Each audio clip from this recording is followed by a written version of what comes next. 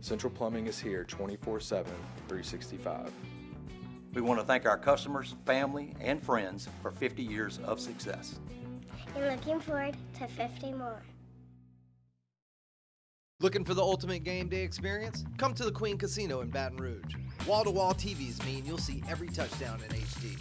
Place your bets and feel the thrill of every play with our DraftKings Sportsbook. The Queen Casino, where every moment is a win. At Bayou Automotive, we believe in a sales process that puts you first. We want you to experience an easy purchase with clear pricing and great service. Let Bayou Ford and Bayou Chrysler Dodge Jeep Ram be your trusted partners in finding your perfect vehicle. The crew at Bayou Automotive is going to do right by you.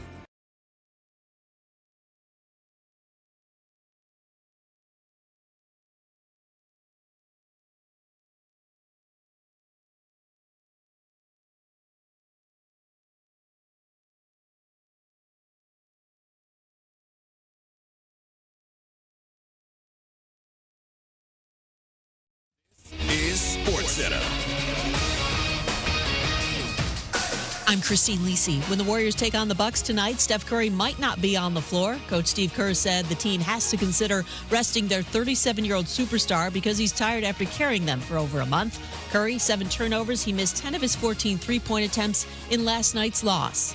ESPN NBA analyst Shea McKay. Without Steph, when he has an off night, this team is truly vulnerable. And to put all of the pressure on him continually, why you got Jimmy Butler, they have some things that they have to address. And I know that this past, what'd you say, 14-2 the last 16 games. Have they played the top of the top, the best of the best? Now you've got Giannis. Now my eyes are on the Bucks game to say, how do you bounce back? And are you truly good enough?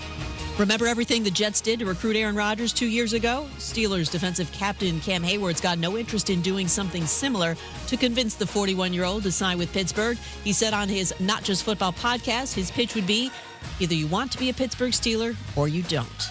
Longtime Eagles defensive end Brandon Graham announced his retirement after 15 NFL seasons and 2 Super Bowl championships.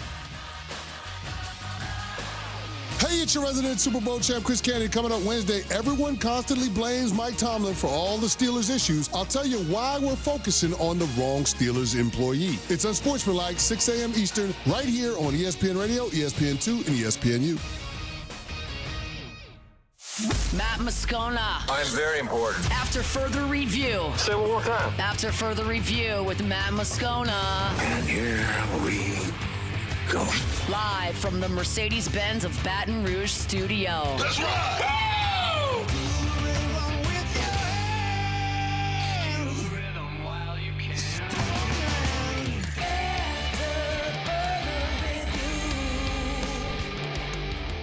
And off we go. Welcome aboard. Glad you're with us. It's AFR, powered by Sunshine, your hometown John Deere dealer in Louisiana.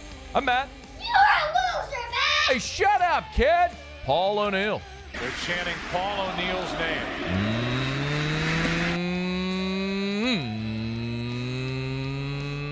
Yusuf. And Mr. Toby Tomplay.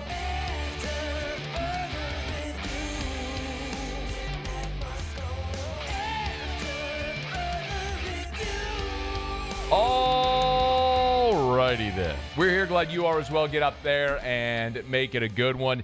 Tigers had football practice. We were there. Shea Dixon will be here. Lee Feinswog.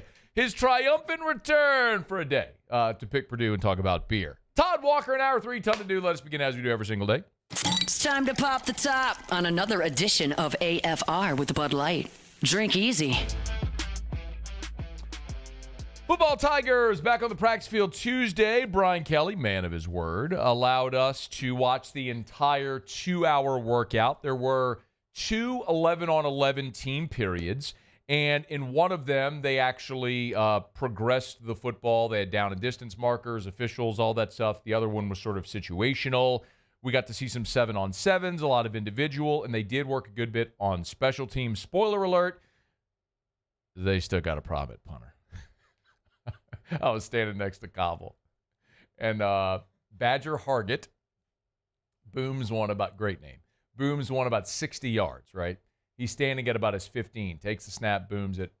I'm like, well, They're due for a 90-degree angle to go into the parking lot at the softball field. A few minutes later, banged one off the fence on the Ponderosa. I shouldn't laugh. But anyway, that was only one of the moments. I'll start here. Garrett Nussmeier had himself a day. He was straight on one today. If Garrett Nussmeier, hey, listen, I understand it is a Tuesday, practice number 6 of spring. You're not even halfway done with spring before you get to June workouts and then fall camp and then 12 football Saturdays and hopefully a long playoff run. But the thing about watching Garrett on a day like this is it's confirmation that all the things, the positive things people say about him, it's confirmation it's in there.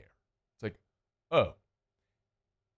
There was a play during 11 on 11s, and just for some context, where they're letting us watch this year is on the balcony of the new athletic training building, which is on the back of football ops. So we're on a balcony, so we're elevated. Now it limits what we can see because we can't really see on the far fields anymore, or not closely anyway. But, like, for example, where we're standing on the field where they're doing the 11 on 11s, we're basically elevated and behind the offense. So it's basically like looking at an all-22. And there's a play where Garrett is being pressured. It's covered. He steps up. He starts rolling right, extending the play, and you're saying to yourself, throw it away, throw it away, throw it away, throw it away. He doesn't throw it away. Instead, he throws it on the run, throws to the right sideline, and it's double covered. It's Chris Hilton. It's double covered. But somehow he threads the needle over the corner, under the safety, Hilton falling out of bounds, drags the feet, completed pass, and you're like, man, that sort of thing is just special. He hit Destin Hill on a go ball down the left sideline during 11 on 11s, which was that was 7 on 7s when he did that. Also in 11 on 11, another beautiful pass, similar, rolling to his right. And it's about a 10-yard out for Xavier Thomas. And by the time Thomas turned around, the ball's hitting him in the zero. It was just a really impressive day. The one blemish for Garrett was in 11 on 11. Forgive me, it was in 7 on 7. Austin Osbury intercepted him, but it wasn't Garrett's fault. He threw it over the middle. It tipped off the receiver's hand, got tipped twice by DBs. It was a tip drill, and then Austin Osbury came up with the pick. But I'm telling you, it was a really good day for Garrett. A couple of things, as Brian Kelly said, they're continuing to rotate positionally. One very notable change on Tuesday is that Cohen Eccles was running with the first team at right guard. That had been Bo Bordelon up until this point. So left to right was Tyree Adams, as we've seen at left tackle. Paul Mabenga at left guard. DJ Chester at center, although Chester and Braylon Moore are rotating with the ones at center. It was Cohen Eccles, first team right guard, and then Weston Davis, first team right tackle. The first 11 on 11 period, Nick Anderson, Aaron Anderson, Berrien Brown were your receivers. In the second 11 on 11 period, it was Chris Hilton, Xavier Thomas, and Aaron Anderson were the first receivers. On Saturday, the first team defensive ends were Jack Pyburn and Gabe Relaford. Today, when they went 11 on 11, the first team defensive ends were Jamari Butler, the Nebraska transfer, and Patrick Payton, the Florida State transfer. So you're seeing some rotation there. On Saturday, the first team corners were Ashton Stamps and Jakeem Jackson. Today, we saw Mansour Delane and Ashton Stamps with the first team at cornerback in the first 11 on 11 period. So we saw Deshaun Spears get some run with the ones in the second 11 on 11 period. All that to say, listen, you shouldn't take anything away, like any wide-reaching takeaway here. Only that when Brian Kelly says, don't make anything of the rotation, I believe him, because I think they're trying to get a lot of looks at a lot of guys in a lot of spots to see who's going to be best where. I will tell you something that I think we can definitively say at this point is they are going to run a ton of 2 tight end sets with Tradez and Bauer Sharp. And listen, they were running a short yardage period offensively where Sharp and Tradez were both attached on the left side. So you had Tyree Adams, Bauer, Sharp, Tradez, all hand in the dirt on the left side. We've seen where Bauer Sharp is attached and Tradez is flexed out. We've seen Sharp attached on the left side, Tradez as the H-back on the right side. I mean, there is really no shortage of options, but you are going to see 10 and 14 on the field together a lot. Couple of other notes from today. With the second offensive line, Ori Williams was running at left guard. That had been Solomon Thomas up until this point. Today, Thomas, I do not know if this was discipline or what, but there was a chunk of practice during the individual periods where he was on a completely separate field with a GA or one of the staffers pushing a sled and basically working individually by himself. So, this was so that was one change. But it was good to see Ori Williams back. Ori Williams was not at practice on Saturday, at least not participating that we saw.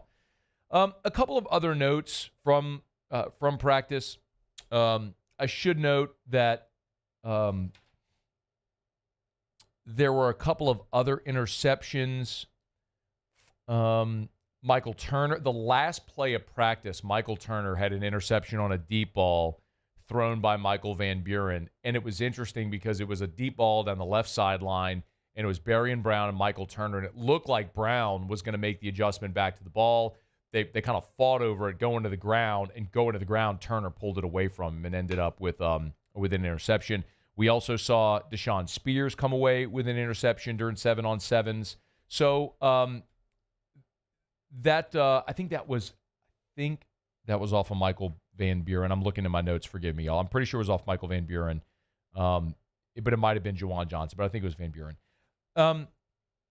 We also got to see a good bit of offensive line, defensive line matchups, the one-on-one pass rush drill, and then they also did a 3-on-3 drill. So center guard, tackle against tackle and linebacker, left side, right side. And by and large, y'all, the offensive line dominated that drill. And I was pleasantly surprised because my biggest question and concern about this team is replacing 4 starters on the offensive line. Now, you had some pretty impressive wins in the one-on-ones by the defense. Both Sean Washington and Don McKinley had very impressive wins, both over DJ Chester. Sadir Mitchell abused Ori Williams on one rep. But then there was moments where, by the way, Sadir Mitchell also had a nice win over Paul Mabenga. So Sadir Mitchell, they got him listed at like 355. That's generous, y'all. He is massive, and he is a problem. He's a tough man to move.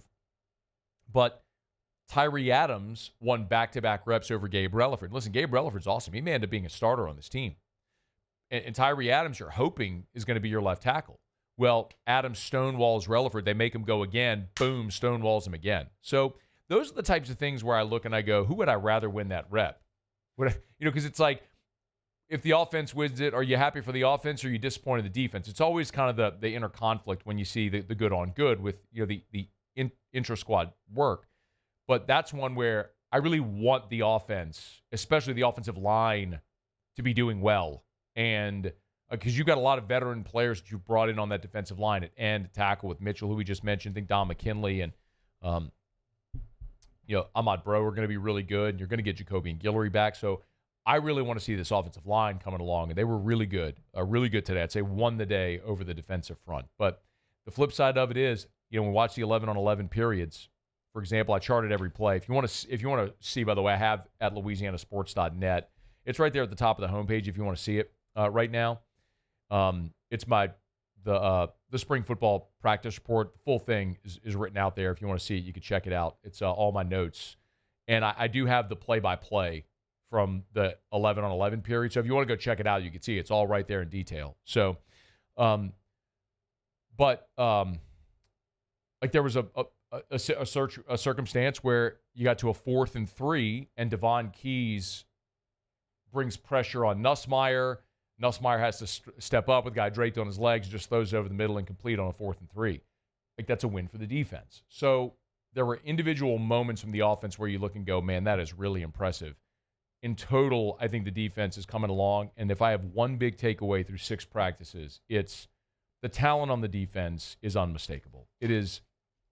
I'm not telling you this is the I'm not telling you this is the 2011 defense or the 2019 defense with all those first rounders. What I'm telling you is it is very clear to any knowledgeable observer who's watched football. You go out and watch this team, you go, okay, this looks different than it did last year or the year before. Like they spent a lot of money to upgrade the talent. It's very evident. Now it's on Blake Baker and the staff to pull it all together. All right, y'all. It's after further review. If you want to get my full practice report from Tuesday, we got to watch the full 2-hour workout. It's all there for you for free at LouisianaSports.net. Show Open Every Day is brought to you by Bud Light. Drink easy with the great taste of Bud Light. Getting out to the box today. Remember, before first pitch, you got 50% off select concession items before first pitch. That includes ice cold Bud Light. So you want to go have some concessions affordably, including ice cold Bud Light. Make sure you get it before first pitch tonight. LSU UNO 6:30 first pitch. Drink easy with the great taste of Bud Light, the official beer of AFR. Okay, y'all. Every Tuesday we visit with Shea, Dixon, do a little recruiting talk. Spring practice is going on. There were a ton of recruits out there today. We'll ask Shea about it when we come back. It's AFR. After further review.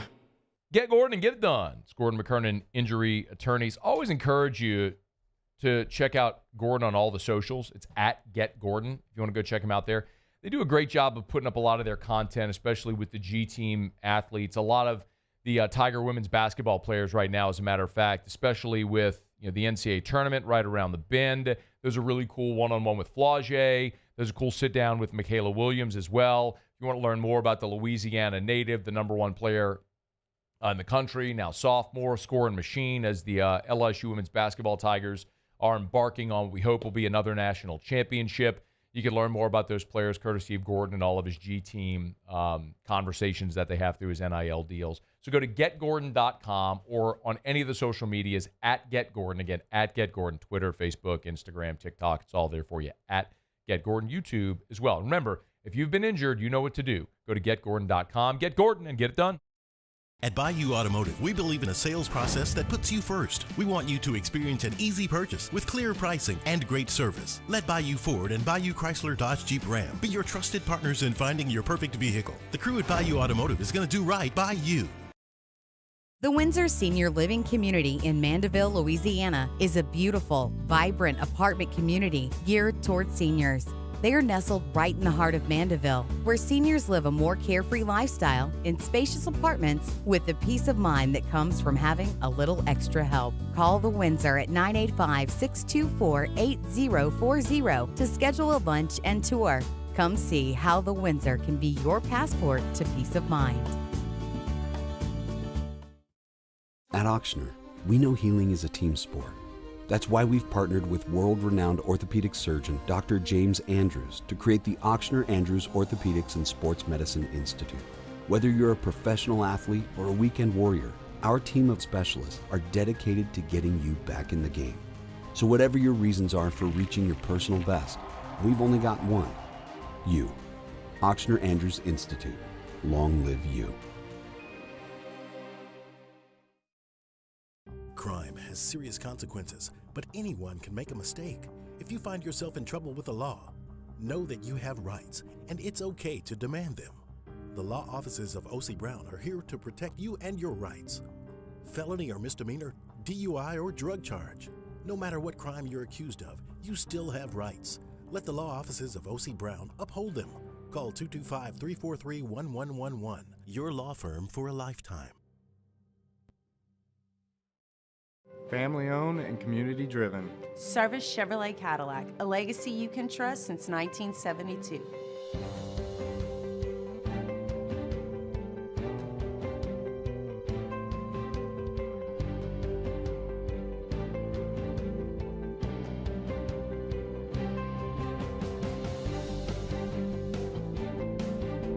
Service Chevrolet Cadillac, our family serving your family. For over 50 years. Jerry and Benny Payne began Central Plumbing Company out of their driveway in Tanglewood Subdivision. 50 years later and 4 generations down the road, we continue to serve Baton Rouge and the surrounding areas for all of their plumbing needs.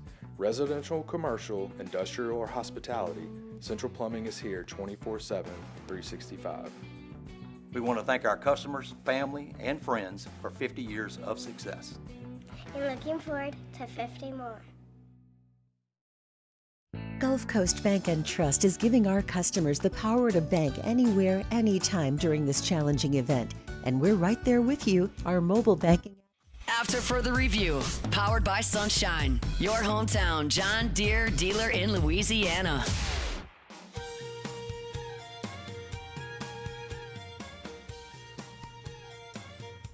All right, glad you're rolling along with us here. Tiger Baseball is back on the diamond tonight. Preview LSU UNO. When we get a starting pitcher, we'll let you know. I'm told unlikely Connor Ware throws tonight. He threw twice over the weekend, so that shouldn't come as a great surprise. But what they do on the mound will be interesting.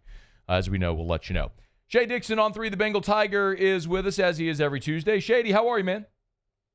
I'm doing well. How are you, Matt? Doing great. Appreciate you as always. So was out there at practice today, and it's very obvious when you have a lot of dudes who are like in, street clothes that aren't LSU-issued gear, so they're not people associated with the program, that it's recruits down there. I mean, there's a ton of them. So let's go through it, man. Who notably has been on campus here in the last week since you and I talked last? Well, they had a pretty busy weekend this past weekend with guys coming in because there was Battle brand in New Orleans, throwing a big 7-on-7 event, and then there was OT7 in Dallas, which is kind of a big 7-on-7 national touring event. So they were able to parlay that into a lot of guys coming over to campus, driving over from New Orleans or, stopping through on their way to Dallas, or they were coming or headed west. So you name it. Look, we can start with a quarterback, which they don't have committed yet, but a top 5 quarterback in Bo Bentley spent the whole weekend on campus, and he's one of the only quarterbacks out there in the top 10, top 15 that remain uncommitted right now. We talked about that a good bit of what happens in the post-Bryce Underwood world of the next cycle, and it likely meant flipping someone. Most kids have committed, but Bo Bentley out of Texas is one guy that is not yet. So that was a notable one for Joe Sloan.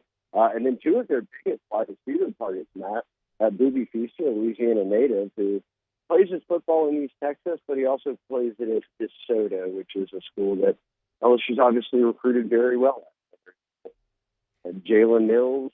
Shea, hang on one second. Muse, hang up, please, and call him right back. We're just in a really bad cell there, Shea. We're going to hang up and call him back. I don't want to miss Shea and what he's saying there. I don't know if y'all are having the same issue I am, but it certainly sounds like we're having a pretty bad connection. So I want to reconnect there with Shea, because I don't want to miss this. Just a really big time for LSU with a bunch of big-time prospects on campus, and high school prospects, coaches, and you can get a lot of this info over at On 3, the Bengal Tiger. Of course, we appreciate Shea for being with us here, but calling him back, I want to reconnect to make sure we get this in a better sound than what we had there.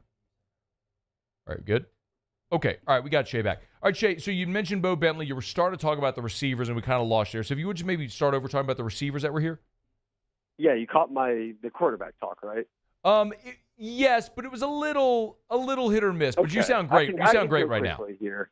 I can go quickly. All right. They don't have a quarterback committed, right? And in the post-Underwood world, people were wondering what would happen this class. And you and I have talked plenty on the radio about most of the quarterbacks commit early, so most of the top 10, 15 are committed somewhere. And Bo Bentley is the top 5 quarterback who is not committed anywhere. OU is kind of considered the leader, but it was really the only school he's visited. So Chad Simmons and Wilt Fong, our national guys, caught up with him. And he said the visit weekend blew him away. So keeping an eye on that one out of Texas as they try to land a quarterback in this class. And then receiver, we've talked time and again that this could be a banner year at receiver, given what they already have committed. A couple of guys in Louisiana who are 4 stars, first-team All-State, playing in high classifications, Ja'Kai Anderson and Kenny Darby. But Boobie Feaster was on campus, the top 10 wide receiver prospect who plays at DeSoto in Texas, a school LSU recruited well, but is also a guy from Louisiana. So then you look at Tristan Keys on campus right now. He's actually probably wrapping up his visit, but came in yesterday, saw practice today. I've talked about him on the show before. Kind of because he's the number 1 receiver in the country and he's a 5-star, but more so because he went to Hattiesburg High, where I walked the halls with many moons ago. So, yeah, he's a major priority. And that's another thing that I think people just don't realize maybe when they think about a Mississippi kid. Well, you've got Ole Miss and State, and Bama's on him hard, and Tennessee. LSU, Baton Rouge is a 2.5-hour drive from Hattiesburg, and they've recruited the Pine Belt well. They got DJ Woodland out of Oak Grove. They just got Tyler Miller out of Laurel, and now shooting for Tristan Keys. So you mentioned those guys. Jabari Max over in Destrehan, he swung through and will again this month. Destrehan obviously is kind of a pipeline to LSU at this point. He's a top 100 player, regardless of position. This could be one of those classes that was a lot like the Brian Thomas, Malik, Chris Hilton, Jack Besh, to where you look up and LSU signed, 4 or 5 of the 15 best receivers in the country. Worked out that year. I noticed you also tweeted just a few hours ago about 5-star Emmanuel Iheanacho. Dude, is huge, man. What can you tell us about him? Yeah, I saw him in the New Orleans at the Super Bowl, did a Nike event for 32 teams and 32 players from kind of each area repped. And Blaine Bradford from Catholic was for the Saints. So Iheanacho was there for Redskins, or I guess Commanders, someone up on the East Coast. But I can confirm, large human. And that's also he can move. And that's why he's got every offer in the world. That's why he's a 5-star. That's why he's jockeying with a guy named Jaxson Cantwell for the number 1 or 2 offensive tackle in the country. Regardless, both are elite. And when I talked to him then, it was one of those things where I am getting recruited by every school in the country. I've lined up some officials. I haven't done the rest of them, but in terms of unofficial visits, here's what I've gotten free in the month of March. And he had one sort of stretch where he said, I may visit LSU, but there's like 20 other teams that want me to visit. And sure enough, here he is, pops on the campus today, and we'll be here for a couple of days. So that's big. I mean, Brad Davis has never lacked for recruiting elite offensive linemen, and so it's no shocker that a kid from the Baltimore, D.C. area is someone who's going to swing through for a visit as he continues to try to stockpile guys in the trenches. So that's a very big visit today. That's a top 10 overall prospect. 6'6", 350. That's just ridiculous. Kids that are like juniors in high school that are that big, but I guess that's how you end up 5-star. Shea Dixon on 3, the Bengal Tiger. Shea, what is there, we talked about quarterback, but when we're looking at 26, a real position group of need where they feel like they're going to have to address through high school recruiting? You never want to skip quarterback, obviously. I think D tackle is one that's going to have to continue to be addressed portal-wise and high school recruiting, and hopefully Kyle Williams brings some stability there. It's his first year on the trail, where we'll see kind of who all they end up with. But fortunately, they have the number 1 D lineman in the country committed in Richard Anderson out of Edna Carr, so pretty nice start there.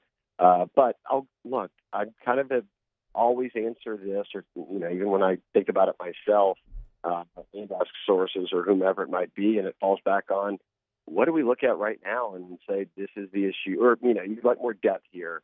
Or whatever it might be. And I think that's DB. It's corner, it's safety. And linebackers obviously turning over as well. But if they can just keep addressing that DB room, keep addressing the interior D-line, I think those are 2 that are paramount when it comes to recruiting. Shea, we were talking on Saturday, and Brian Kelly met with reporters after practice, and you asked him a question about hit rate in the transfer portal and sort of what their target is. And he kind of sidestepped the way he answered it. But I'm curious sort of what your thought is there with how they're putting together numbers and classes. Because, we talked about it a lot, Shea. The initial, surge of portal guys when Kelly showed up was out of necessity, and they sort of intentionally lowered that. But now you've seen this trampoline effect where this year they jump back up. Like, are you thinking that's something that's going to be consistent? I do. I mean, I think it's the same thing he said from the start, even as you noted, when he did sign that many people because of that many guys because of lack of overall numbers on the team when he got here during that transition from into the first year of the kind of Kelly tenure. He just maintained, hey, look, I want to sign around 25 high school guys, 25 to 30. And then you could do the math from there. He said he did, maybe hit 10 portal guys, but probably less, probably fewer, and that it would be very specific to who helps the team next year type of thing quite often. And then the rest would be returning players. Now, he kind of reiterated the math on that, which would be more than 50% returning players, and that builds a sort of base to where you've got a foundation, then you bring in high schoolers and transfers, and it's not a total kind of shakeup. And we kind of already knew that. I was curious of, which I think is the glaring question mark this year. Like, I think that you talk about it plenty, but I don't think casual fans realize the importance of Nussmeier coming back, or that Harold Perkins, someone who, when healthy and playing at that star position, could be one of the best players in the country. And they're just forgetting that he's on the team almost, that he didn't go pro or hit the portal. But beyond those two, it's like what's the answer to these portal guys? Because they did have one of the best classes in the country. They did sign 16 guys, but do you need more than 60%, 70% of them to hit? Like, it sounds great. They all started at these places, but not all 16 are going to deliver for you, week in and week out. And what is that threshold, I think, will kind of answer us how good or how far they go this season. Do they make the playoffs? And perhaps, as I kind of said, and I think it's obvious, is it more positionally? Like, they took DB, corners and safeties that have to come through for them. They took D linemen, whether D ends or edge rushers, that have to come through for them. So I am curious to see how that plays out. I think that is the biggest storyline for me relative to success, is how good is this transfer class that is heralded as arguably the best in the country. Yeah. It's you brought up a good point about the first year in the portal. All the DBs hit and really bailed him out. When you hit on Mekhi Gardner and Jar Bernard Converse and Greg Brooks and Joe Fouché, it was a huge thing. It kind of saved you for that year. It'll be fascinating to see how it all plays out this year. Do you think they'll end up signing, again, a number in the teens in the portal next cycle? I guess it would all depend on roster turnover. I feel like there were a lot of older guys on the team last year, and they're trending towards a bit younger. But when you add portal guys, you're old quickly, so they're older, right? So I think that, sure, you could eclipse 10 again. I think that 15 was a big number, and they signed 25. I think high school guys, it's not like they signed 30. But at the same time, I think this was just clearly, you can put it very simply, what we said before, Nuss is coming back. You've got a defense that cut in half the production they had the year prior while missing the guys who'd gone to the NFL and playing with a lot of the same guys. So it's like the staff there is very good. They know what to do there. Now you've got even more ammo. It's like strike while the iron's hot and, front load it, get all these guys in before rev share, however you want to slice it. That became paramount of, hey, look, let's compete right now. So you're always taking that mentality. I just think that was a little bit more pressing coming off of the season where they didn't win 10 games. And, Tennessee makes the playoffs and they don't even go to the SEC title. It's like, hey, you'll take that. The goal is the playoffs. So I do think it'll be around 10. I just think that going to 16 this year was because they knew, hey, look, we need to find guys who can help us right away next year, offense, defense, and a starting punter. Every little level of this was addressed to say, how can we compete to make the playoffs this year with a guy like Nussmeier, quarterback, who is arguably the best returning quarterback in the country. Shea Dixon on 3, the Bengal Tiger. Get him on Twitter at Shea Dixon. Always appreciate it, man. Thank you. Yep, sorry for the cutout, but we got through it. We appreciate it, man. We appreciate your patience with us. Shea asked a really good question about the numbers for Brian Kelly and the hit rate, which is a deeper question, which I'm not sure he's ready to answer. I tend to think what we're seeing now is going to be the norm. Low 20s, high school, teens in the portal. I think that's what we're going to see numbers-wise, but I'll stand corrected if it changes. But I think it's what the growing sample size of the NIL portal era is telling us is that high school guys don't stay, so go win now with portal guys. Hey, we're brought to you by Supper Club. I want to remind you of something, actually tell you about something I was just made aware of today. So if you're not familiar, there's a really cool fundraiser in Baton Rouge called Fork Cancer, benefiting the American Cancer Society, and there's the Fork Cancer Tastemakers. Well, our friends over at Supper Club are doing an awesome thing Sunday for Supper Club, for Fork Cancer. Now, Supper Club is usually closed on Sundays. They're closed Sunday, Monday. They're open Tuesday to Saturday. This Sunday only, the 23rd, so in 5 days, this Sunday only, they're opening for normal hours, 5 to 9:15, and 25% of their revenue, not 25% of the profit, 25% of the revenue, top line, is going to Fork Cancer. So if you have thought, man, I'd love to go check out Supper Club and just been waiting for that perfect opportunity, how about go have a great dinner this Sunday and know that 25% of every single dollar spent is going to Fort Cancer and benefiting the American Cancer Society. It's open seating, so it's on Open Table. So if you want to go get your reservation, go to Open Table. You see Supper Club for this Sunday, the 23rd, with 25% of the revenue going to Fort Cancer. So go to Supper Club, support a great cause, have an awesome night this night. Let's pack the thing out, y'all. Let's pack it out. I'm planning on stopping by at some point as well Sunday to support, have a great meal. So hope to see a lot of y'all there this Sunday at Supper Club. Okay, let me knock out a quick break, y'all. Tuesday shows are powered by Sunshine, your hometown John Deere dealer in Louisiana. We'll go around the SEC next. After further review. We're brought to you by the Watermark Hotel and the Renaissance Hotel. Watermark downtown, the Renaissance Southtown, two Baton Rouge's premier hotel properties. Of course, love telling you about the Watermark, which is voted by you the best hotel and the best of 225. It's the Watermark Hotel downtown on 3rd Street. Y'all, if you have not stepped foot inside the Watermark, what are you waiting on? Hopefully hearing me rave about the Watermark will push you there. They took the original high-rise building in downtown Baton Rouge, the old Louisiana National Bank building, converted it into this hotel, which is the most gorgeous premier hotel in Baton Rouge. You go up to the top, you'll see the gorgeous unobstructed river views from the top of the Watermark, and you get so much of the history of our great city and of that building that they've maintained while upgrading with modern amenities. It's the Watermark downtown. You need to host a private event. They'd love to welcome you in. Check them out downtown, Watermark, Baton Rouge. Gulf Coast Bank and Trust is giving our customers the power to bank anywhere, anytime during this challenging event. And we're right there with you. Our mobile banking app is a smart way to manage your money and time. Gulf Coast Bank and Trust, the bank that cares about you. At Bayou Automotive, we believe in a sales process that puts you first. We want you to experience an easy purchase with clear pricing and great service. Let Bayou Ford and Bayou Chrysler Dodge Jeep Ram be your trusted partners in finding your perfect vehicle. The crew at Bayou Automotive is going to do right by you. Baton Rouge's home for real rock. It's Eagle 98.1. Foo Fighters. Led Zeppelin. AC/DC. Pearl Jam. And the flagship home for LSU sports. Take us anywhere with the Eagle 98.1 app. Eagle 98.1 is the rock station. At Auctioner, we know healing is a team sport. That's why we've partnered with world-renowned orthopedic surgeon Dr. James Andrews to create the Auctioner Andrews Orthopedics and Sports Medicine Institute. Whether you're a professional athlete or a weekend warrior, our team of specialists are dedicated to getting you back in the game. So whatever your reasons are for reaching your personal best, we've only got one. You.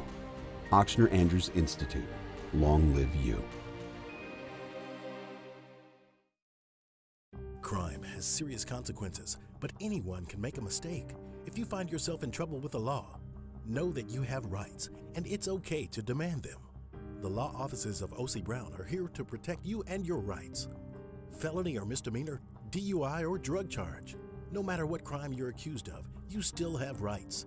Let the law offices of O.C. Brown uphold them. Call 225-343-1111. Your law firm for a lifetime. Men, age is just a number. Don't let it dictate how you feel. Goodwood Men's Sexual Wellness has anti-aging services that can help you look and feel your best. Visit yourgoodwood.com and discover a renewed sense of vitality. Family owned and community driven. Service Chevrolet Cadillac, a legacy you can trust since 1972.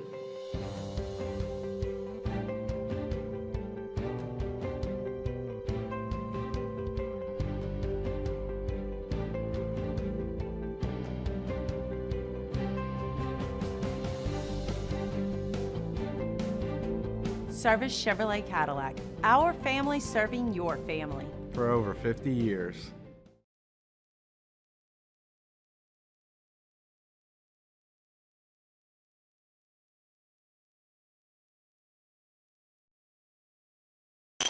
After further review, powered by Sunshine, your hometown John Deere dealer in Louisiana.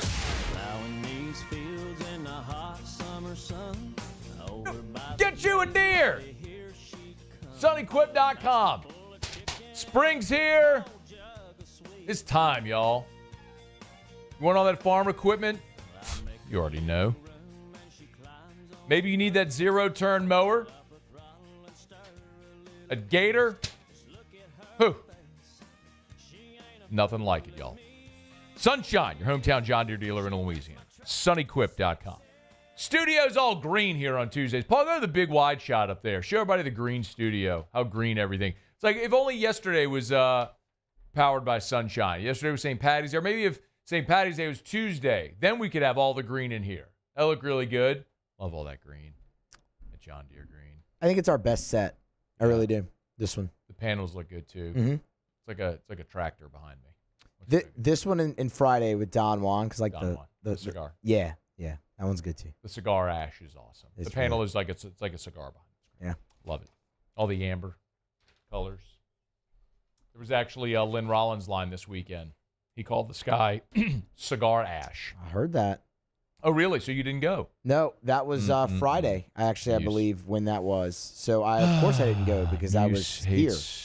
Hates going out to LSU That's now. just not true at I don't know all. what happened. You used to be a good fan. You're not a good fan anymore. Wow.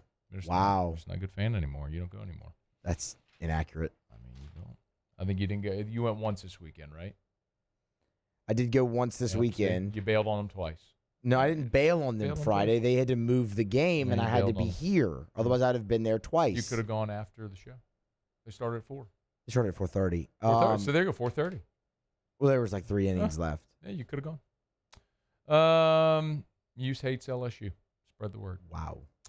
Dion hates the current setup for spring football. Wants the NCAA to allow teams to scrimmage against each other. He puts that out there. Fran Brown, the head coach at Syracuse, jumps onto X, Twitter, and says, hey, we'll come to Boulder for 3 days. This is very common in NFL training camps. Teams who are going to play a preseason game, they'll practice against each other that week before the game. Could it happen? Don't know. Here was Dion. We got to sell this thing out and pack this thing because the way the trend is going, you never know if this is going to be the last spring game. I don't believe in that. I don't really want to condone that. I would like to play the spring. Actually, I like to play against another team in the spring. That's what I'm trying to do right now. Playing against your own guys kind of get monotonous, and you really can't tell the level of your guys because, you know, it's the same old. Everybody kind of know each other. Towards the end, I would like to style it like the pros. I would like to practice against someone for a few days, then you have the spring game. And I think the public will be satisfied with that tremendously. I think it's a tremendous idea. I think that's way more appealing than what you currently have, certainly. By the way, how is attendance at preseason games in the NFL? Anybody? Preseason attendance? I mean, yeah. Nobody goes. Half full? No, nobody goes. The public doesn't care. You'd be more interested in the novelty of this, maybe for the first year. And I'm fine with it conceptually. It probably does benefit your team, but the question is, does the benefit outweigh the injury risk? Like, that's really the question. It's football. There's always an injury risk. But the first time you play a spring game against someone and a starting quarterback tears an ACL, it's over. So I don't hate the idea. I just don't think it's something we're ever going to see. All right, we're glad you're aboard with us here. We are brought to you by Parish Restoration. Go to parishrestoration.com, parishrestoration.com. If you have mold, think you might. Odor, maybe you bought a home and there was a smoker who lived there, or someone who had pets and you just can't get that odor out of your home, or maybe you own a gym, a workout facility, and there's all that sweat odor, or just all the bacteria and the pathogens from people sweating and spitting and all the bodily emissions in a gym. You want to knock all that out? Sanitize? Easy. Let Parish Restoration come in, spray their patented non-toxic dry fog. It's cost-efficient, and it's more effective. Call Jim Woodworth and the gang. Jim's a great dude. Veteran-owned business. Jim Woodworth is in the Air Force. Started his career in disaster relief post 9/11 in New York. Came down here post BP oil spill. Stayed. Great dude. Give him my highest endorsement. ParishRestoration.com. Okay, let's go around the SEC. Around the SEC, bringing you the biggest news from the nation's best conference. Texas A&M! Treshawn Ruffin was committed to Texas A&M. Not no more. He flipped to North Carolina, leaving the Aggies for a basketball school with an old coach. Ha! Take that, Ags. Kip. The Oklahoma Sooners. Oklahoma's hiring Taylor Redd as the assistant GM, so he'll work under Jim Nagy to run the front office operation. On3 broke the news. Former Patriot scout for 6 seasons, was actually a member of the organization when the Pats won Super Bowl 53 back in 2018. In the last 9 months, he's worked with both the Oklahoma and Florida programs in hiring GMs. Now he'll work for Oklahoma. The Texas Longhorns. Texas added another assistant coach to bolster the special teams staff. They've hired James Madison, assistant special teams coach Matt Moran for a similar role in Austin.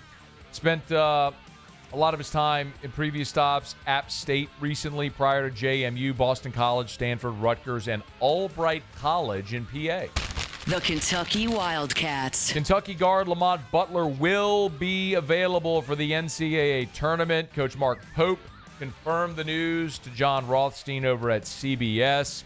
Butler left midway through the first half of the Wildcats' win over Oklahoma in the second round of the SEC tournament on Thursday. Did not return, but will be good to go after that shoulder injury for the Cats against 14 seed Troy on Friday. The Florida Gators. And DJ Lagway's foundation is set to donate $50,000 to UF Health. Of course, previously Lagway donated, made a 6-figure donation to women's sports there at Florida in honor of International Women's Day. Now doing more for UF Health as well. Lagway's got an on-3 NIL valuation of $3.8 million. That puts him 4th in the college football NIL rankings. All right, there you have it. That is Around the SEC. Our Tuesday shows are powered by Sunshine, your hometown John Deere dealer in Louisiana, sunnyquip.com. We're not got a quick break, y'all. Come back, wrap up hour number 1. Muse will do Tigers and the Pros. We're flipping things a little bit today because Lee Sterling, who's with us to make college football picks all throughout the college football season, Lee Sterling's going to jump aboard with us in his slot 1 hour from right now. 1 hour from right now to give us his best bets for March Madness and the college basketball tournament, with Madness beginning with the playing games this week, and then, of course, the full tournament beginning on Thursday. Stay here. It's AFR. AFR. It's turnaround season. If you live in the turnaround world, you know that. March to October generally is when turnaround season is. And at Action Industries, remember the Advanced Turnaround Group. Action Industries, been in business since 1982. People know Action Industries as a capital project, certainly for their maintenance work. Advanced Turnaround Group is their turnaround division. So give the Advanced Turnaround Group an opportunity to bid your next job. 24-hour availability for emergencies. Specialty welding. You get the personal attention that I always rave about with Action Industries. Remember, sometimes there's mega contractors who, are used to these $200 million jobs. That's not Action Industries. You got that 100-person job, that's their sweet spot. You will get their undivided attention. They'll give you that with the Advanced Turnaround Group as well. It's Action Industries, proud partner of LSU Athletics. There it is, the extra mile, on the border of expected and extraordinary, for those willing to go further, like vans customized for work or play, with safety and tech to keep you connected. Supported by a 5-star sales, service, and finance team. And backed by the 1-star you know. So go the extra mile. It's never crowded, because so few have what it takes to go there. Mercedes-Benz Vans. At Auctioner, we know healing is a team sport. That's why we've partnered with world-renowned orthopedic surgeon Dr. James Andrews to create the Auctioner Andrews Orthopedics and Sports Medicine Institute. Whether you're a professional athlete or a weekend warrior, our team of specialists are dedicated to getting you back in the game. So whatever your reasons are for reaching your personal best, we've only got one. You. Auctioner Andrews Institute. Long live you. At Luba Workers' Comp, our journey began over 30 years ago with a simple belief. Our clients come first. At Luba, our business has always been focused on people, not policies. Through every success and challenge, we've continued to grow because we've stayed true to our values, committed to providing you with genuine dependability. Because your well-being is more than a priority. It's our purpose.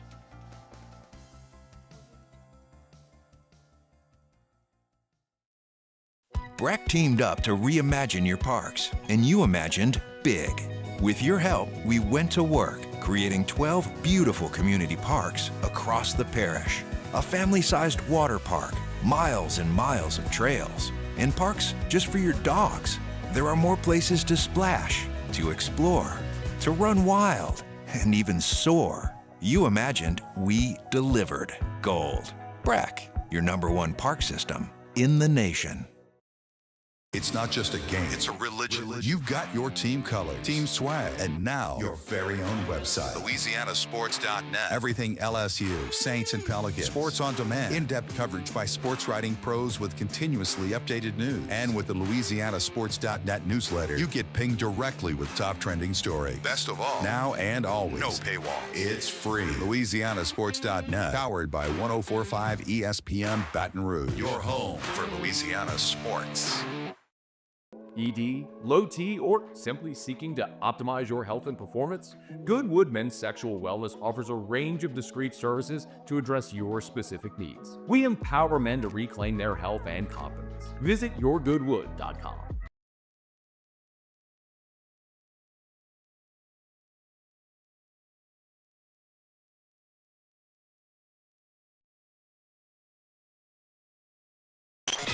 After further review, powered by Sunshine, your hometown John Deere dealer in Louisiana. She thinks my tractor's sexy. It really turns her on. She's always staring at me. Wrapping up hour number 1. Glad you're rolling along with us here. By now, many of you have seen Mel Kiper's mock draft where he has the Saints taking Jaxson Dart 9th overall. Yes. I do have thoughts on that, as a matter of fact, and I'll get to those in less than 10 minutes from right now. But right now, Muso as Tigers in the pros. Tigers in the pros. They still bleed purple and gold. They're just really rich now. All right, we'll start with some MLB spring training that is in progress. Cincinnati Reds hosting the Angels. Jake Fraley at the top of the order for Cincy today. 0 for 2 punch-outs. Rough spring so far for Fraley, but the seasons have been going pretty well. I don't think his spot on the team is in any jeopardy, but 0 for 2 Ks. We'll give you a final update on that tomorrow after this game goes final. Eric Raiselman today for the Yankees closed out their game. It ended in a tie, so they didn't really close it out, but he got the final outs of it. Threw a shutout inning, perfect as a matter of fact, and struck out the side for the Yankees there in the 9th. So up and down, but the high spots for Raiselman have been pretty high here so far in his spring. Tari Eason with a start a night ago for the Houston Rockets. 39 minutes, 21 points, 8 boards for Tari. Just a tick below 50% from the floor, but definitely stuffing the stat sheet all around. Naz Reid. Should have stayed. There it is. 30 minutes off the bench for him. Also 21 points in the game, +5. Seems like he's just always in the positive there on the plus-minus. Would add 4 rebounds to close out his night. A little bit of foul trouble did hamper him late in the ball game. But all in all, another solid outing there for Naz. And Duop Reith.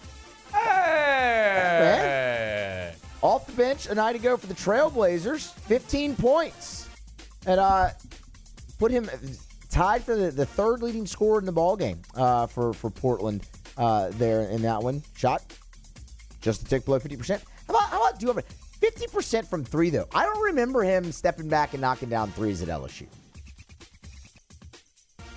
I guess you don't either then. Okay. I mean, that was Will Wade's first team, and I don't remember much about it other than they went to the NIT, and he made Bob Marlin look like a total a-hole, and it was beautiful. It was so good. I just play that press conference on repeat. when Will Wade takes in an NIT game, which is a weird place to flex because it's the NIT. But he's like, we're just going to take a timeout. I thought he just needed to sit there and enjoy this for a little bit more. By the way, we don't play in a gym. We play in an arena. I mean, we say you don't get to count your count your wins over. I would say Xavier of New Orleans. Loyola? Didn't he throw Loyola in there? Or he went through the list, but I mean, you beat me to that. I was like, remember when he attacked their resume, just tore it to shreds? So good. And don't text me. Will Wade is not coming back, okay? Ever. I'm so sick of hearing LSU fans bitch about that. He's never coming back, ever. All right? Stop asking. It's not going to happen. And yes, LSU was right to fire him when they did because the NCAA was using Wade as leverage against the football program. Or let me rephrase that. They were using the football investigation as leverage to get Wade fired. Yes, you fire your basketball coach to save your football program. I love Will Wade. Love him. Love the general. If he walked in the door right now, I'd give my butt a big hug. I love him. He was the one on the friggin' phone call. His fault. He was sloppy. He got careless.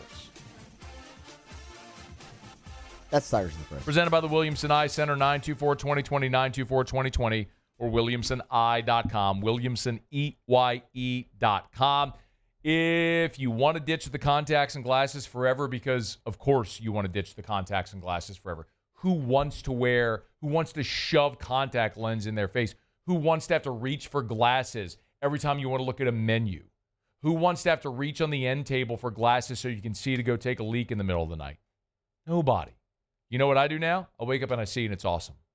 The Williamson Eye Center can make that happen for you. Go for that consultation. 924-2020 or WilliamsonEye.com. AFR. Gulf Coast Bank and Trust is giving our customers the power to bank anywhere, anytime during this challenging event. And we're right there with you. Our mobile banking app is a smart way to manage your money and time. Gulf Coast Bank and Trust, the bank that cares about you. At Atmos Energy, our Smart Choice solutions help customers save energy and emissions with rebates up to $500 off high-efficiency natural gas appliances, smart thermostats, and weatherization upgrades. Together, we're fueling our energy future. At Bayou Automotive, we believe in a sales process that puts you first. We want you to experience an easy purchase with clear pricing and great service. Let Bayou Ford and Bayou Chrysler Dodge Jeep Ram be your trusted partners in finding your perfect vehicle. The crew at Bayou Automotive is going to do right by you. Men, age is just a number. Don't let it dictate how you feel. Goodwood Men's Sexual Wellness has anti-aging services that can help you look and feel your best. Visit yourgoodwood.com and discover a renewed sense of vitality.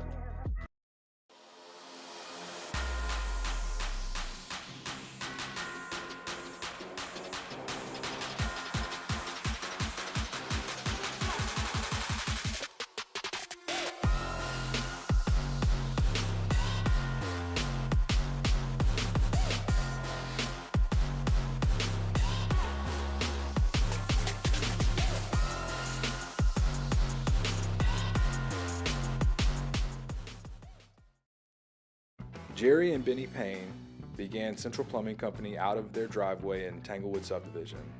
50 years later and 4 generations down the road, we continue to serve Baton Rouge and the surrounding areas for all of their plumbing needs.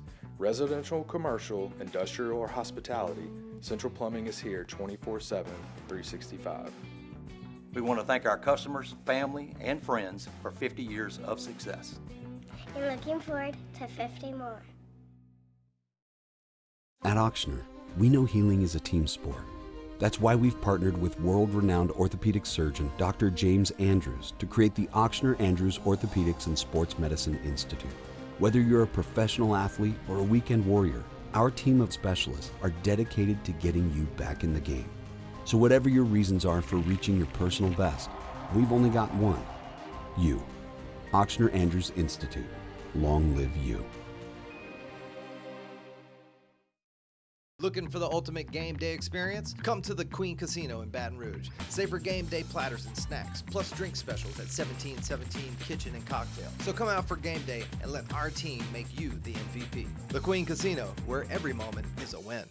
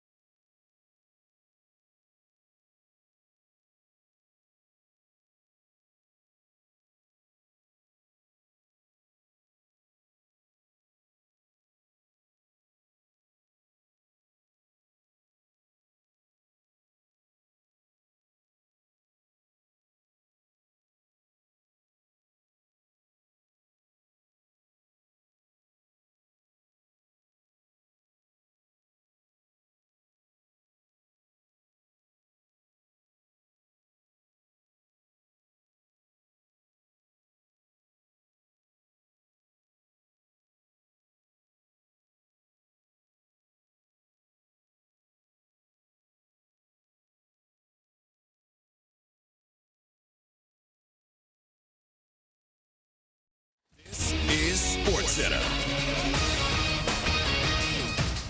I'm Christine Lisi. The Warriors considering potentially resting Steph Curry against the Bucks tonight in the second half of a back-to-back, according to Coach Steve Kerr. In last night's loss to Denver, Curry had 7 turnovers. He missed 10 of his 14 three-point attempts. He said the issue is a low back strain he's been dealing with, not that he's tired. First Take host, Stephen A. Smith. How much can one individual take? He makes his money, shooting the basketball, getting open enough to shoot the basketball, creating space for himself, moving around without the basketball, out conditioning everybody. And when you put that kind of load on him, where he's the guy you're constantly looking for, he's only human. Warriors currently 6th in the NBA's Western Conference. NFL, Steelers defensive captain Cam Hayward said on his Not Just Football podcast he's not going to great lengths to recruit quarterback Aaron Rodgers. Said his pitch is either you want to be a Pittsburgh Steeler or you don't. Added he's tired of talking about the quarterback situation. Pittsburgh among the teams still waiting for Rodgers as he weighs his options. Longtime Eagles defensive end Brandon Graham announced his retirement after 15 NFL seasons and 2 Super Bowl titles. Hey, it's your resident Super Bowl champ, Chris Candy. Coming up Wednesday, everyone constantly blames Mike Tomlin for all the Steelers' issues. I'll tell you why we're focusing on the wrong Steelers employee. It's unsportsmanlike, 6 a.m. Eastern, right here on ESPN Radio, ESPN2, and ESPNU. Matt Moscona. I'm very important. After further review. Say it one more time. After further review with Matt Moscona. And here we go. Live from the Mercedes-Benz of Baton Rouge studio. Let's ride!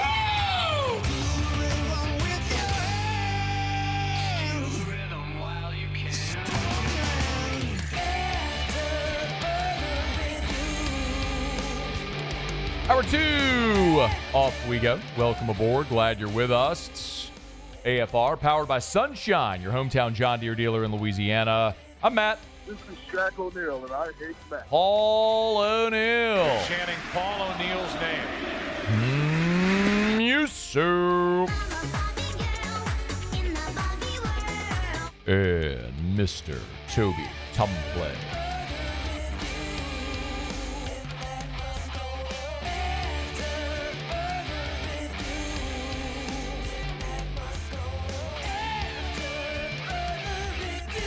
All right, we're here. Glad you are as well. Get out there, make it a good one. Lee Feinswog. It's been like a year. We'll talk to Lee in about 15 minutes. It's custom. Lee's got to come on and pick Purdue to win the national championship, and we'll talk about beer too. And then Lee will go away probably till next year when he comes back and picks Purdue. I've been doing it 15 years in a row. Might as well do it. And Mama Scone tomorrow. She doesn't know it yet, but I'll have to remind her. But she'll be on tomorrow, make her picks. So, okay, I'll bite. In the last 24 hours, not one but 2 quarterbacks projected to be among the top in this upcoming draft have been linked to the New Orleans Saints. Cam Ward was in New Orleans for the Manning Awards ceremony, made some comments that have gotten a lot of attention. And then on Tuesday, that was Monday night. On Tuesday, Mel Kiper puts out his mock draft, and he has Jaxson Dart of Ole Miss going to the Saints at number 9. Okay, so we'll analyze. Let's just go chronologically. Cam Ward, Monday in New Orleans, Manning Awards ceremony. He's asked about his visit with the New Orleans Saints at the Combine. Here's what he says. It was a great meeting, especially, if you get a chance to go play with a Super Bowl coach like Coach Moore. He knows how to dial up the playbook. But I just think the biggest thing that I took away from that meeting is that you just got to be prepared at all times, whether you go in as a starter or you go in as a backup. You never know when your number is going to be called. But it was a great meeting with them. The Saints, they were one of my favorite teams growing up when I was little. I love watching Drew Brees and Colston out there. So, it'll be a dream of mine to play for them, if I get a chance someday. But that's not really my main focus right now. Okay. It'd be a dream to play for them someday. It's not my focus. Says all the right things, and he's right to say them. Cam Ward was great this season. Set an ACC record, 4,300 yards, 39 passing touchdowns. The first time an ACC quarterback ever led the FBS in passing touchdowns. So, great season, great player. A lot of people projected Cam Ward to go number 1 overall. Okay. For the Saints, let's be honest, Cam Ward's not fallen to 9. So if the Saints were going to draft him, let's say hypothetically you have to trade up to the number 1 pick. There's a couple of questions you got to answer. Number 1 is, what would you have to trade to get there? Thankfully, we don't have to look in the too far distant past to find an example of what it would take to go from 9 to 1. Because Carolina did it 2 years ago. Carolina had the 9th pick. They traded up to the 1st pick. Here's what Carolina gave Chicago. DJ Moore, Pro Bowl wide receiver, legit number 1, DJ Moore. Their 2023 first rounder, the 9th overall pick. Their 2023 second rounder. Their 2024 first rounder. And their 2025 second rounder. Y'all, that's the rate, right? That was 2 years ago. There's the rate. You're going to do a pick swap this year, give up this year's 2, next year's 1, the following year's 2, and a Pro Bowl player. You got the stomach to do that, to draft Cam Ward? Now, I'd ask it to you this way. Would you do that deal for Joe Burrow? Would you? Would you do that deal for Joe Burrow? Would you do a pick swap in the first round, a 2, the next year's 1, and the following year's 2, and a player? Of course you would. Of course you would. Because you have an elite franchise quarterback for the next decade plus. Would you do that deal for Bryce Young? And the answer, knowing what you know now, is unequivocally not. So it's all about risk mitigation. If the Panthers could go back and undo that deal, they would absolutely undo that deal. They'd do it for C.J. Stroud, not for Bryce Young. And maybe Bryce Young ends up being good, but file that away. You got to trust your scouting, but the bottom line is, even if you did a deal like that, to go up to 1 to take Cam Ward, you have forfeited so much draft capital, and we already know your cap situation is a mess, whereby you wouldn't even have the ability to build a competent roster around that player if you moved up to take him at 1. I am very much in favor of drafting quarterbacks. I'm not going to come across as hypocritical. I've told you that. You got to draft quarterbacks, got to draft them every year till you hit, unless you're willing to take one in round 1. But trading up from 9 to 1, the price is too steep for that amount of risk, because you don't have a roster built around that player yet to where what you need is that young quarterback. If you had the roster and you needed the quarterback, like if you were Minnesota, you got the roster, you don't have the quarterback. That makes sense. You're San Francisco. You got the roster. You don't, before Purdy, right? They hit on Purdy and they were lucky. But you're getting to the Super Bowl with Jimmy G, and you're thinking, man, what if we went up to 1 and got an elite quarterback to pair with all this talent? That makes sense. New Orleans, you got one of the worst rosters in the NFL to begin with. And now if you're going to go trade up to number 1, you're depleting your draft capital, and your cap situation's terrible, and your roster's bad. It just doesn't make a lick of sense. So, no, I can't see any reason where that would make sense to trade up for a player like Cam Ward or anybody in this draft. Now, we mentioned the other bit of news, the opinion that's getting a lot of attention. Mel Kiper, in his latest mock draft, has the Saints at number 9, taking Jaxson Dart. And he notes it's a surprise pick and talks about Derek Carr's restructured contract, and he's there for another year. But what happens after that makes the case that this could be the right time. As a matter of fact, here was Mel Kiper on Get Up talking about his pick of Dart to the Saints. Nobody's talking me out of this one, Granny. Jaxson Dart locked into the Saints at 9 for me right now. I think when you look at Jaxson Dart, the improvement, completion percentage up every year. Okay, interceptions down, and he maintained that at 5.6. Touchdowns up every year. Jaxson Dart with his legs, 1,500 rushing yards the last 3 years. Okay, 8 rushing touchdowns 2 years ago. That's the underrated part of Jaxson Dart's game. This is an NFC now, adding Jaden and Caleb, Michael Penix Jr., the division with Penix Jr., and 2 number 1s overall, Baker and Bryce Young. And now you get Jaxson Dart. You got to keep up with the division, Greeny. The Saints, you get new coach, new quarterback coming in together. Okay. So Kiper, gushing about Jaxson Dart now. I'm curious, what changed from January the 22nd to today? What are we talking about, 6 weeks? The football season's been over. Jaxson Dart's long college career had been over already. What changed from January 22nd to today? Why January 22nd? Because Mel Kiper put out a mock draft on January 22nd. Not only did he not have Jaxson Dart in the top 10, he didn't have Jaxson Dart in the first round. So you mean to tell me you went to the Pajama Olympics and watched Jaxson Dart, and now all of a sudden he's a top 10 pick? I don't buy it. Not a lick. I'm okay drafting Jaxson Dart. You want to use a 2 or a 3 on Jaxson Dart? Okay. Not at 9 overall.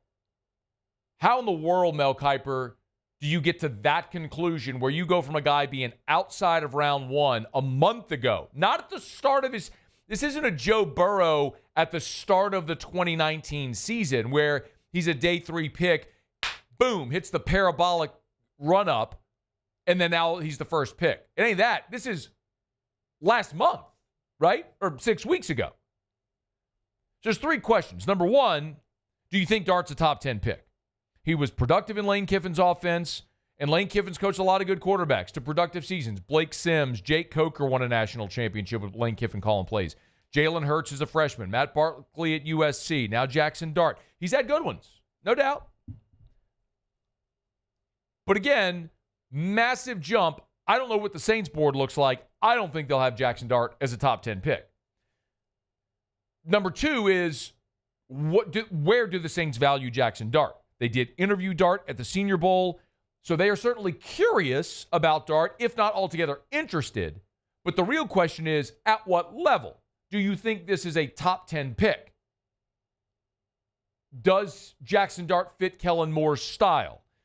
Look at the quarterbacks he's coached in the NFL. Dak, Justin Herbert, Jalen Hurts. Now he's coming to a place where he's got Derek Carr. All 4 of those guys are all very different stylistically. There's some similarities and overlap, but none of them is a cookie cutter of the other. So I think Kellen Moore can adapt to any style of quarterback. That I don't worry about. It's, number 1, do you think, is Jaxson Dart a top 10 pick? Number 2, how much do the Saints value Dart? That's number 2. And then number 3, does taking a quarterback at 9 help you win now? And you know the answer to that is no. And it doesn't matter what I think or what you think or what the Saints say. Actions speak louder than words. Say it all the time. And the Saints' actions map to a team that is trying to win now. They're not looking at 2026 and beyond. They're trying to win now. It's why they restructured Derek Carr. It's why they freed up cap space, restructured all the deals, kicked more money down in the future, so that they could re-sign Chase Young, so they could bring in some free agents while they traded for Devon Gottschall, while they signed Justin Reed. They are trying to win now. They are effectively saying the reason we were a 5-win team a year ago isn't because we had the wrong guys. It's our coaches were bad and we were injured. So get healthy and get new coaches. Voila, contender. Now, I think that's a big pile of cow poop because I think this team stinks. They're old with a bunch of bad contracts. You got a mid quarterback and you ain't going anywhere. You're ceiling 7-8 wins. Ceiling. Best 7, 8 wins this year, you're not winning anything. But the Saints, it's not what I think. It's what do the Saints think, what might they do at 9? The Saints think they're contenders. And if you think you're a contender such that you're willing to sacrifice future years of the cap to restructure Derek Carr and other deals, to go sign Justin Reed, to re-sign Chase Young in $51 million, to give Juwan Johnson $30 million, you're not using the 9th pick on a future asset. You're using the 9th pick on someone you think can give Derek Carr a weapon on the outside like Teteroa McMillan. Or you're taking an edge rusher. Or you're taking Tyler Warren.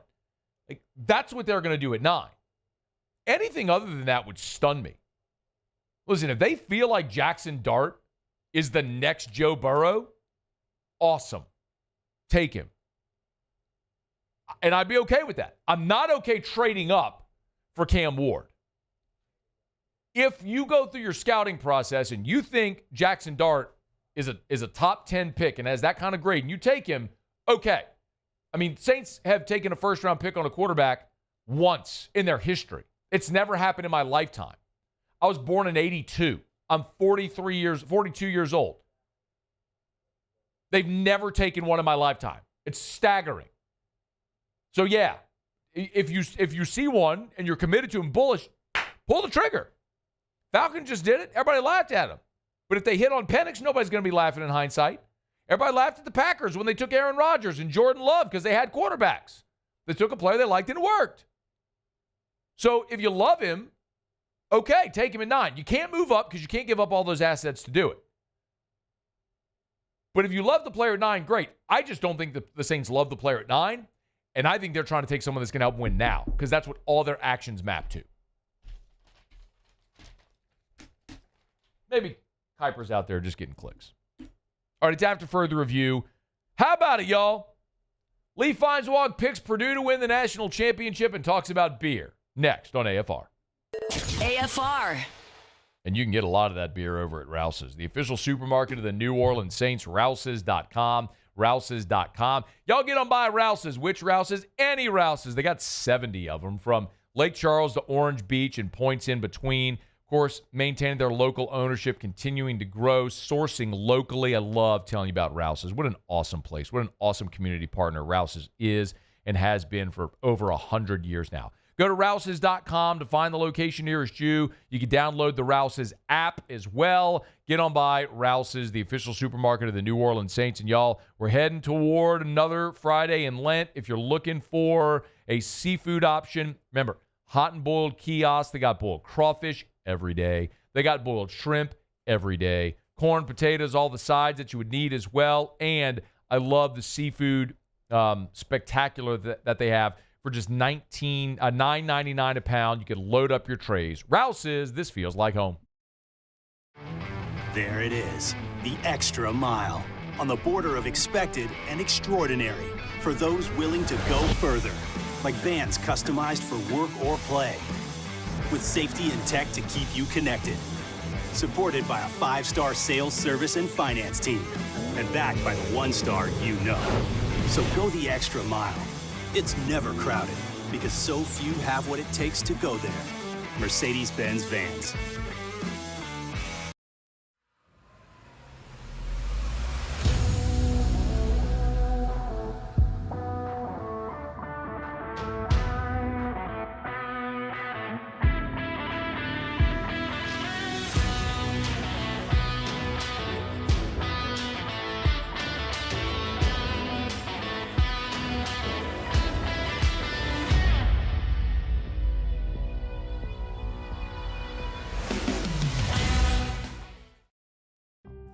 Serious consequences, but anyone can make a mistake.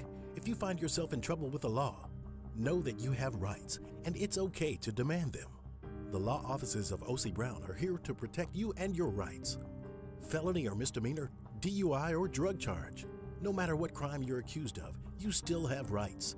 Let the law offices of O.C. Brown uphold them. Call 225-343-1111. Your law firm for a lifetime. Man, age is just a number. Don't let it dictate how you feel. Goodwood Men's Sexual Wellness has anti-aging services that can help you look and feel your best. Visit yourgoodwood.com and discover a renewed sense of vitality. Family owned and community driven. Service Chevrolet Cadillac, a legacy you can trust since 1972.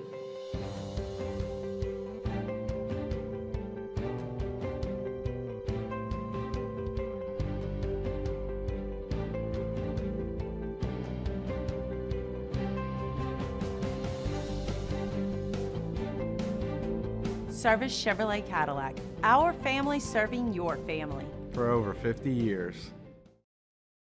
Jerry and Benny Payne began Central Plumbing Company out of their driveway in Tanglewood subdivision. 50 years later and 4 generations down the road, we continue to serve Baton Rouge and the surrounding areas for all of their plumbing needs. Residential, commercial, industrial, or hospitality, Central Plumbing is here 24/7, 365.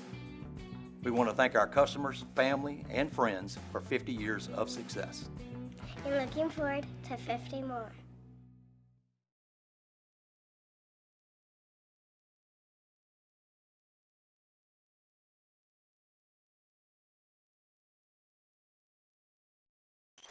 After further review, powered by Sunshine, your hometown John Deere dealer in Louisiana.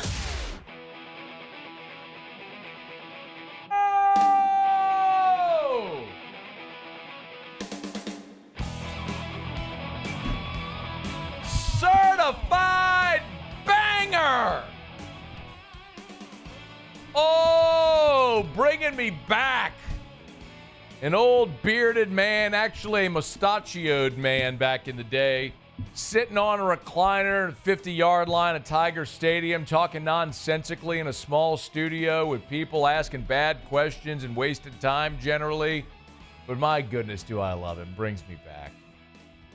Lee's here! Hey! What up? Matt, I'm so glad to talk to you. It's been too long. The last time I was on with you, I think, was in early June. Look at this and there's so much to catch up on. That was, of course, right before we moved here north of Boston. And I mean, gosh, so much. And I got on early today because I wanted to catch up and listen to you, and I got to hear you say cow poop. Does it get any better than that? I did say cow poop. You will My eat that boy cow poop. said cow poop. I did say cow. Well, I can't say the S word, Lee. We still have FCC regulations and thing of that sort. One day will be a stream-only show, and I could say whatever I want, like I do on Whiskey and Wine with T-Bob. But here, gotta behave. Gosh. Gotta behave here. Yeah, you do. You got a big beard. You got a Santa Claus beard. You letting that thing go a little bit?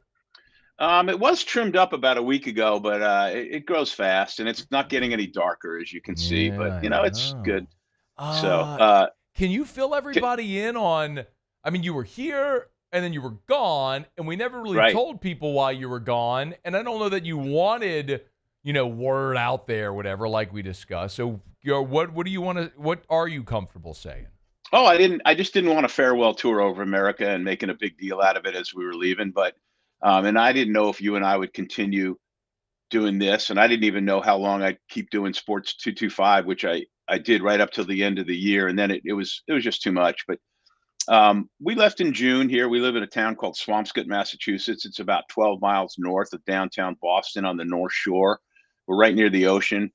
Both the kids and their families live here, and it's just an idyllic place. It's been great. The summer the weather was unbelievable. The fall was even better. And then there was no transition to winter, Matt. It came in like a sledgehammer. And I would tell you, I mean, it was one of those things. They haven't had a lot of snow up here in years, and the winters have been relatively milder. Not this winter. So much snow. And most of February was just absolutely vicious. Now it's great again, but it's a fantastic place. And, we moved for a lot of different reasons, and a lot of which, of course, was family and just wanting a change. I was in Baton Rouge a long time, and I hope that during the time I was in sports media there doing stuff at the Advocate and then the TV show and this show and other things, that, it was good for laughs for a few people, and they appreciate what it was.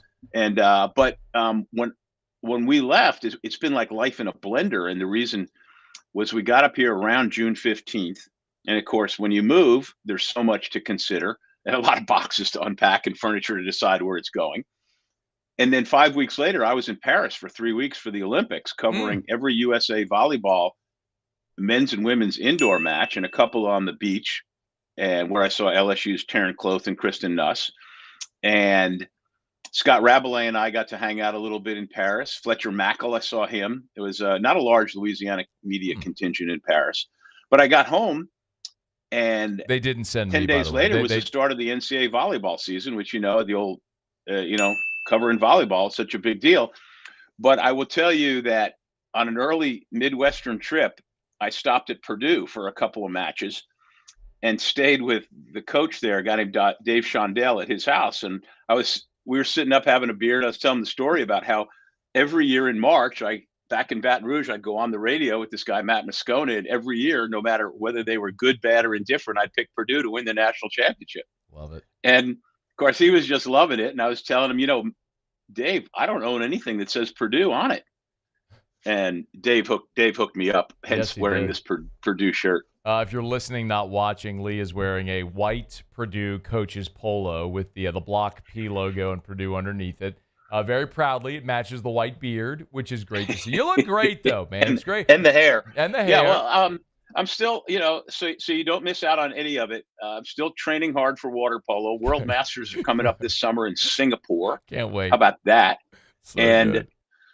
I'm able to swim almost every day here. Is a fantastic YMCA, and it's indoors. And so they closed the pool after, like a couple of weeks after Labor Day, and temperature would be like in the 50s, 60s. And I was like, you guys, the outdoor pool's closed. In Baton Rouge, we swam down to the 40s. They just thought I was nuts. But training all the time, trying to stay fit. And, I miss doing this with you, but it really, I had become irrelevant for the purpose of your show. But the other day, I was watching the Selection Sunday, and I texted Matt and said, you want me to come on Tuesday to pick Purdue again and talk some beers? And my answer was like, what I wanted to say was, does the Pope poop in the woods? Right. But I decided to keep it clear, and I just said absolutely. Absolutely. And I know that for the sight gag, if nothing else, you were up for it. Plus, I'm so glad to catch up with you. And for anybody listening who is, a friend, hello, how are you? And it's Sports Monday at AOL still. I still have that same old email address. Drop me a line. Or get really bored and follow me on social media. My guy's got the same email address from Yeah. But I got all those folders in there and everything. I don't want to ever lose all that stuff. It's great. Hey, Google Drive is an amazing thing, Lee. I got that. I got that too. I got like 7 emails. Come on. Sports Monday at AOL.com. Man, you're rough. Matt, the beer here is there's so many good breweries. Oh my gosh. Within 30 miles of here, there are just so many. And as you expand out, oh my gosh, it's just ridiculous. But I will tell you this, they're real big on 4-packs that cost like $16 or $18. They're very proud of their beer prices. That's very common. Well. That's very common here too with the crafts. But hey, there's a chance, not solidified, but a chance that I might be in Boston for Yankees Red Sox this summer at Fenway.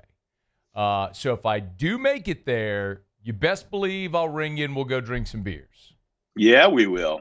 We will. Unless I'm coming back to Baton Rouge next week because one of the things I have there every year is our volleyball tournament. It's a big girls club tournament called the Baton Rouge Block Party, and it's all over Baton Rouge. Me and my partner put that on every year. And so I'll be back in Baton Rouge. I was there in January for a day when I had another volleyball tournament in New Orleans. So I'll be glad to come back and catch up with people. So you were here and I didn't get the call. I understand. I didn't call anybody. We all know where we fall on the pecking order. There was an old show when Anthony Bourdain used to do his show. He went to this restaurant in Montreal. It's called Au Pied du Cochon, which I've been to. Nailed it. And the owner greets him and he goes, "I will kill you with food." And so if you come here, Matt, I will kill you with food and beer. Yes, I can't wait for that. Can we throw some tea in the harbor? Sure. Have you ever been to Boston? No, I've never been to Boston. It's weird. I've been everywhere in this country except the Northeast, Maine, Vermont, New Hampshire, Massachusetts, and then the Pacific Northwest, Washington, Oregon, Idaho, Montana. Everywhere else I've been. But you're missing out on two great regions. And this place in the summertime is spectacular. And of course, Fenway has some comfortable seats, but it still is a fun place to go watch a game. I'll take a piss on that place. The city's a good place to be a tourist. It's really good. All I want to do is throw tea in the harbor, like our ancestors did. Against the tyrannical king who was taxing the hell out of us. And in honor of where we are now as a country, where we get taxed to hell and back, I want to throw some tea in the harbor as my protest to taxes. Okay, and then we'll drink beer. Yeah! All right, who's winning the national championship? Let me go out on a limb and think about it for a second. When did we do this show the first time, you think? 2010. 2010, maybe? 2010. 2010. And I've been with you the whole time. Yeah. This will be. I may have missed the last 6 or 8 months, but I haven't ever missed a selection. A Tuesday following Selection Sunday. I don't believe, have I? Not that I can recall. Probably. Right. And so we'll make this the 17th year. I'm going to pick Purdue. All right. Get him a ding or something, like something emphatic. There we go. There. They didn't ding on the volleyball. Those guys are so asleep at the wheel. No. Yeah, I just don't think you can hear it because we had about 10 dings in there every time you mentioned volleyball. Seriously.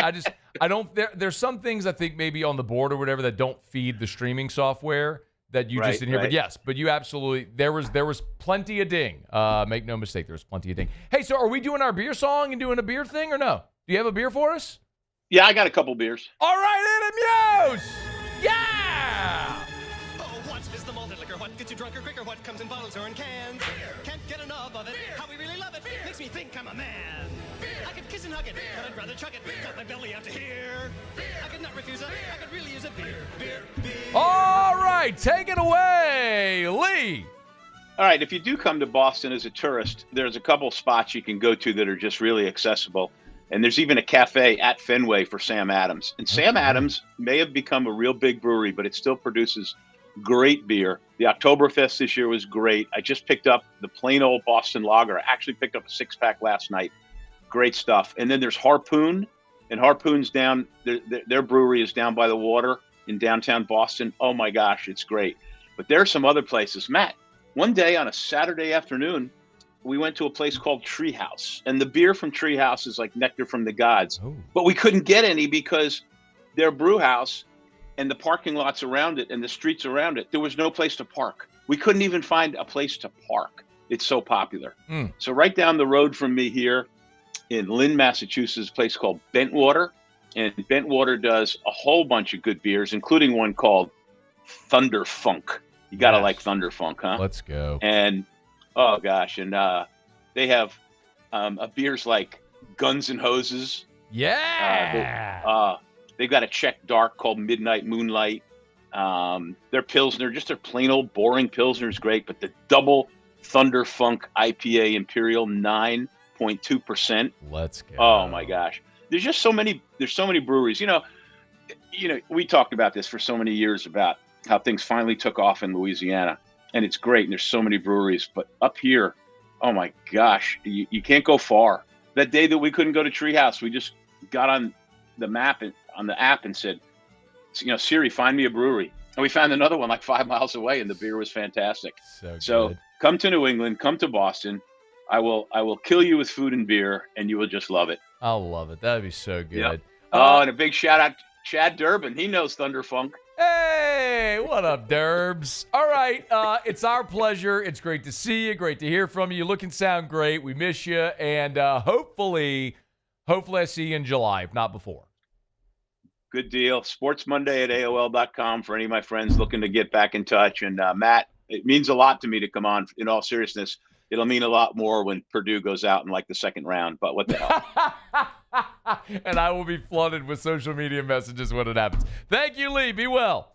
Bye, Matt. All right, we'll see you. We're brought to you by Lee Michaels Fine Jewelry. From Lee Feinswog to Lee Michaels. Lee Michaels Fine Jewelry. LMFJ.com. LMFJ.com for Lee Michaels Fine Jewelry. Make sure you mark the date, May 20th through 22nd.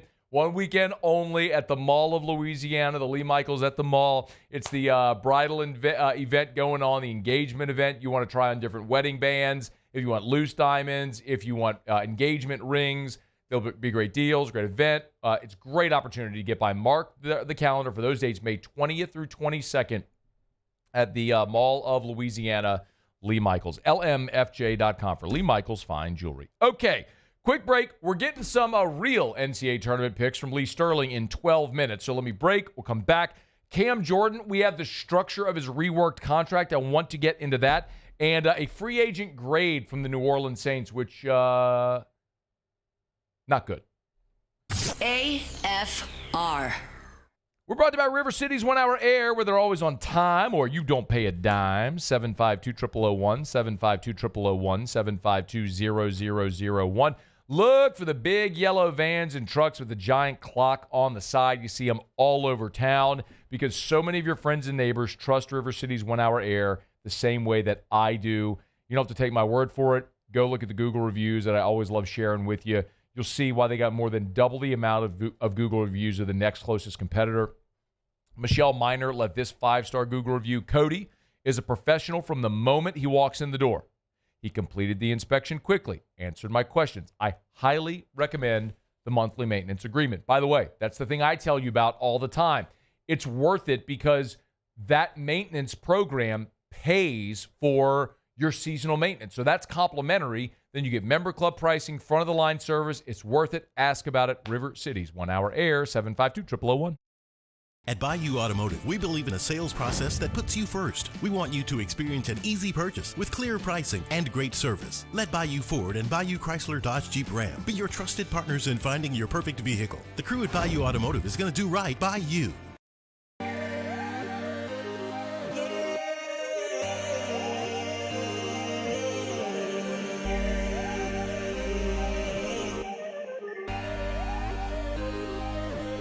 You gotta believe in a dream.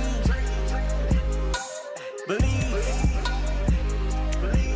You gotta believe in a dream. Believe. You gotta believe. My whole team on wild. ED, low T, or simply seeking to optimize your health and performance? Goodwood Men's Sexual Wellness offers a range of discreet services to address your specific needs. We empower men to reclaim their health and confidence. Visit yourgoodwood.com. At Auctioner, we know healing is a team sport. That's why we've partnered with world-renowned orthopedic surgeon Dr. James Andrews to create the Auctioner Andrews Orthopedics and Sports Medicine Institute. Whether you're a professional athlete or a weekend warrior, our team of specialists are dedicated to getting you back in the game. So whatever your reasons are for reaching your personal best, we've only got one. You. Auctioner Andrews Institute. Long live you. Crime has serious consequences, but anyone can make a mistake. If you find yourself in trouble with the law, know that you have rights, and it's okay to demand them. The law offices of O.C. Brown are here to protect you and your rights. Felony or misdemeanor, DUI or drug charge. No matter what crime you're accused of, you still have rights. Let the law offices of O.C. Brown uphold them. Call 225-343-1111. Your law firm for a lifetime.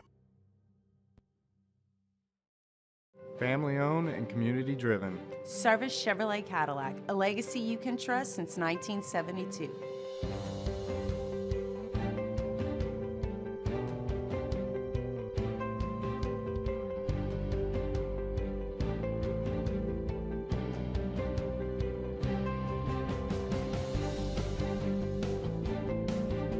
Service Chevrolet Cadillac, our family serving your family. For over 50 years. Parish Construction and Roofing. This is Coach Kim Mulkey. Go to parishbuilt.com for all of your roofing needs. From your hometown, parishbuilt.com.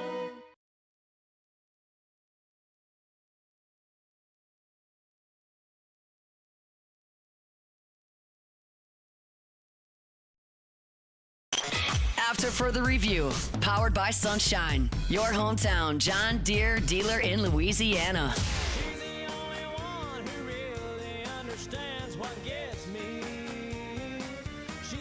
tractor sexy.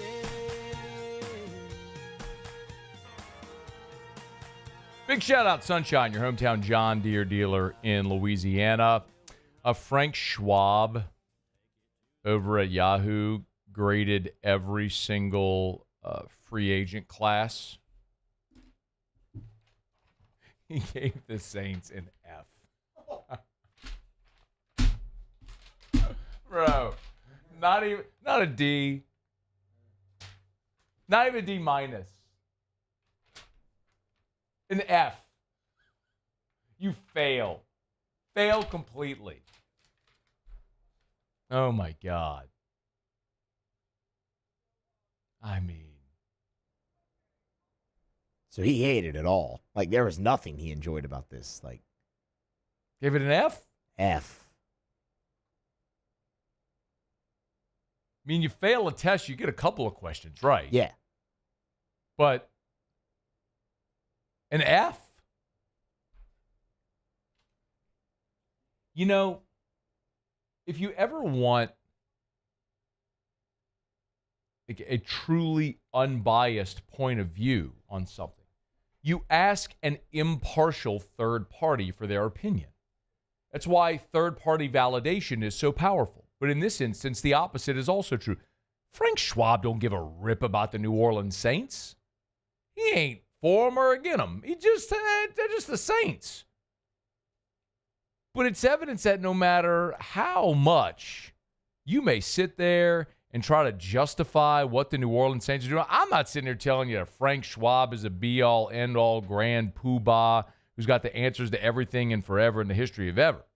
But the bottom line is, man, you're talking about a guy right here who throws down his grades for every team in free agency and slaps a on the Saints, an F. Yeah, and it's not that, again, it's not that they went and signed a bunch of bad players. That's not the point. It's that they signed a bunch of players to really bad contracts. When you're as bad as New Orleans is and you go and you completely manipulate contracts to free up money for players that aren't going to make you better. I mean, do we think Velus Jones is coming in and transforming this offense? I mean, giving Juwan Johnson $31 million, and it's not just giving Juwan Johnson $31 million. Like I talked about that. There may be market value for him. But what you had to do to free up the $31 million to pay Juwan Johnson, was it worth mortgaging more of your future to pay that player now? That's the point I keep coming back to. And that's why me and, what was his name again? Frank Schwab. We see eye to eye. Guy gave him an F. All right, it's After Further Review. We're brought to you by Evamore. EVAMOR. Evamore.com. Evamore.com. Y'all, natural artesian water, better form of hydration. Always got it right here on the set with me. If you haven't seen it, then you just ain't looking. Walk into whatever grocery store, retailer that you're at where you buy water, and make sure you look for Evamore. It's a Louisiana product, so you're supporting a great Louisiana company, but it's also just a better product.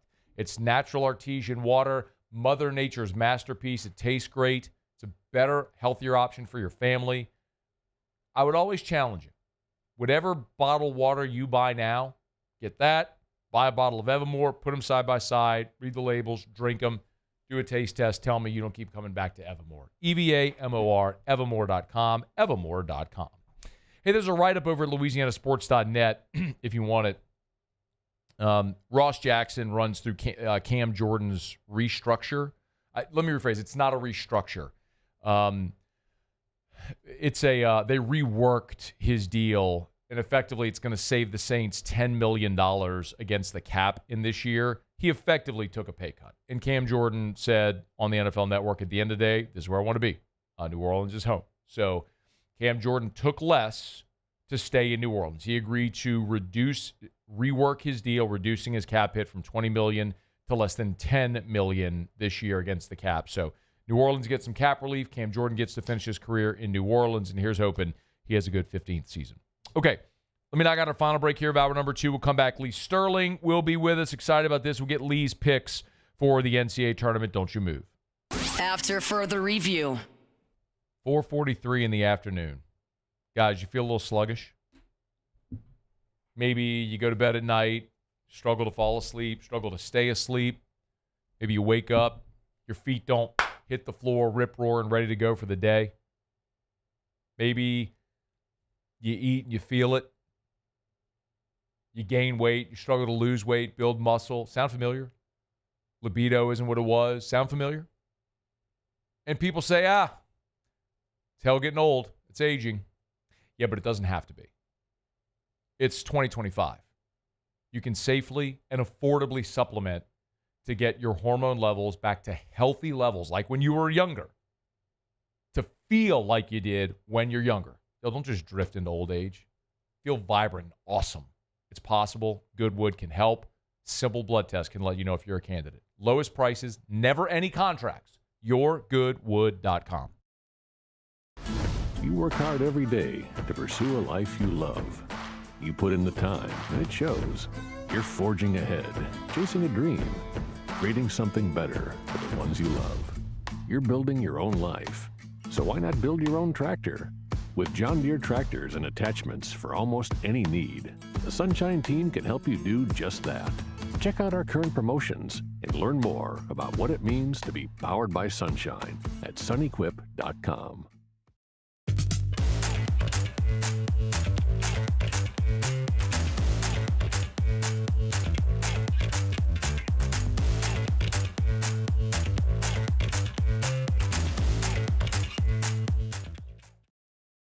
The Windsor Senior Living Community in Mandeville, Louisiana is a beautiful, vibrant apartment community geared toward seniors. They are nestled right in the heart of Mandeville, where seniors live a more carefree lifestyle in spacious apartments with the peace of mind that comes from having a little extra help. Call the Windsor at 985-624-8040 to schedule a lunch and tour. Come see how the Windsor can be your passport to peace of mind. Man, age is just a number. Don't let it dictate how you feel. Goodwood Men's Sexual Wellness has anti-aging services that can help you look and feel your best. Visit yourgoodwood.com and discover a renewed sense of vitality. Jerry and Benny Payne began Central Plumbing Company out of their driveway in Tanglewood subdivision. 50 years later and 4 generations down the road, we continue to serve Baton Rouge and the surrounding areas for all of their plumbing needs. Residential, commercial, industrial, or hospitality, Central Plumbing is here 24/7, 365. We want to thank our customers, family, and friends for 50 years of success. And looking forward to 50 more. At Auctioner, we know healing is a team sport. That's why we've partnered with world-renowned orthopedic surgeon Dr. James Andrews to create the Auctioner Andrews Orthopedics and Sports Medicine Institute.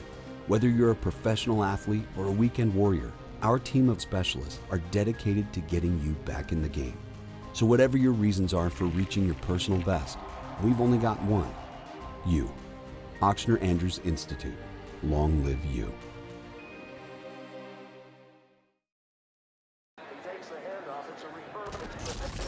When you can't rely on technology,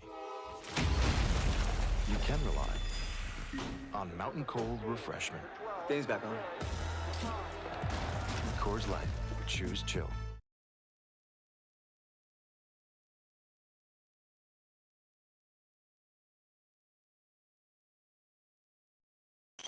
After further review, powered by Sunshine, your hometown John Deere dealer in Louisiana. Place your bets, gentlemen. It's time to head to the window. Don't gamble it all in one place. This is Lee Sterling's Best Bets, brought to you by Paramount Sports. It was a football staple, and Lee reached out today. Man, you want to do a March Madness segment? Is the Pope Catholic? Let's do it. Lee Sterling's with us. How are you, man? I'm good. I didn't want football to end. I've had some good playoff runs in the NFL, but I think we've had a couple 8-2 runs, but we went 10-0 and won the Super Bowl. So for the first time ever, I wanted it to continue. And basketball hadn't been bad either. Only three losing weeks in the college basketball. So all we need now is McNeese State to win as a big underdog, as a money line, 3 straight games, and we can go to the Bahamas and hang out for a month. I'm here for it, man. People here love General Wade, man. They've never gotten over Will Wade not being the LSU coach anymore. So I know a lot of people are still going to be pulling for his Cowboys. Right. Hey, when you look at the bracket as a whole, which region were you magnetized to first? Well, the West.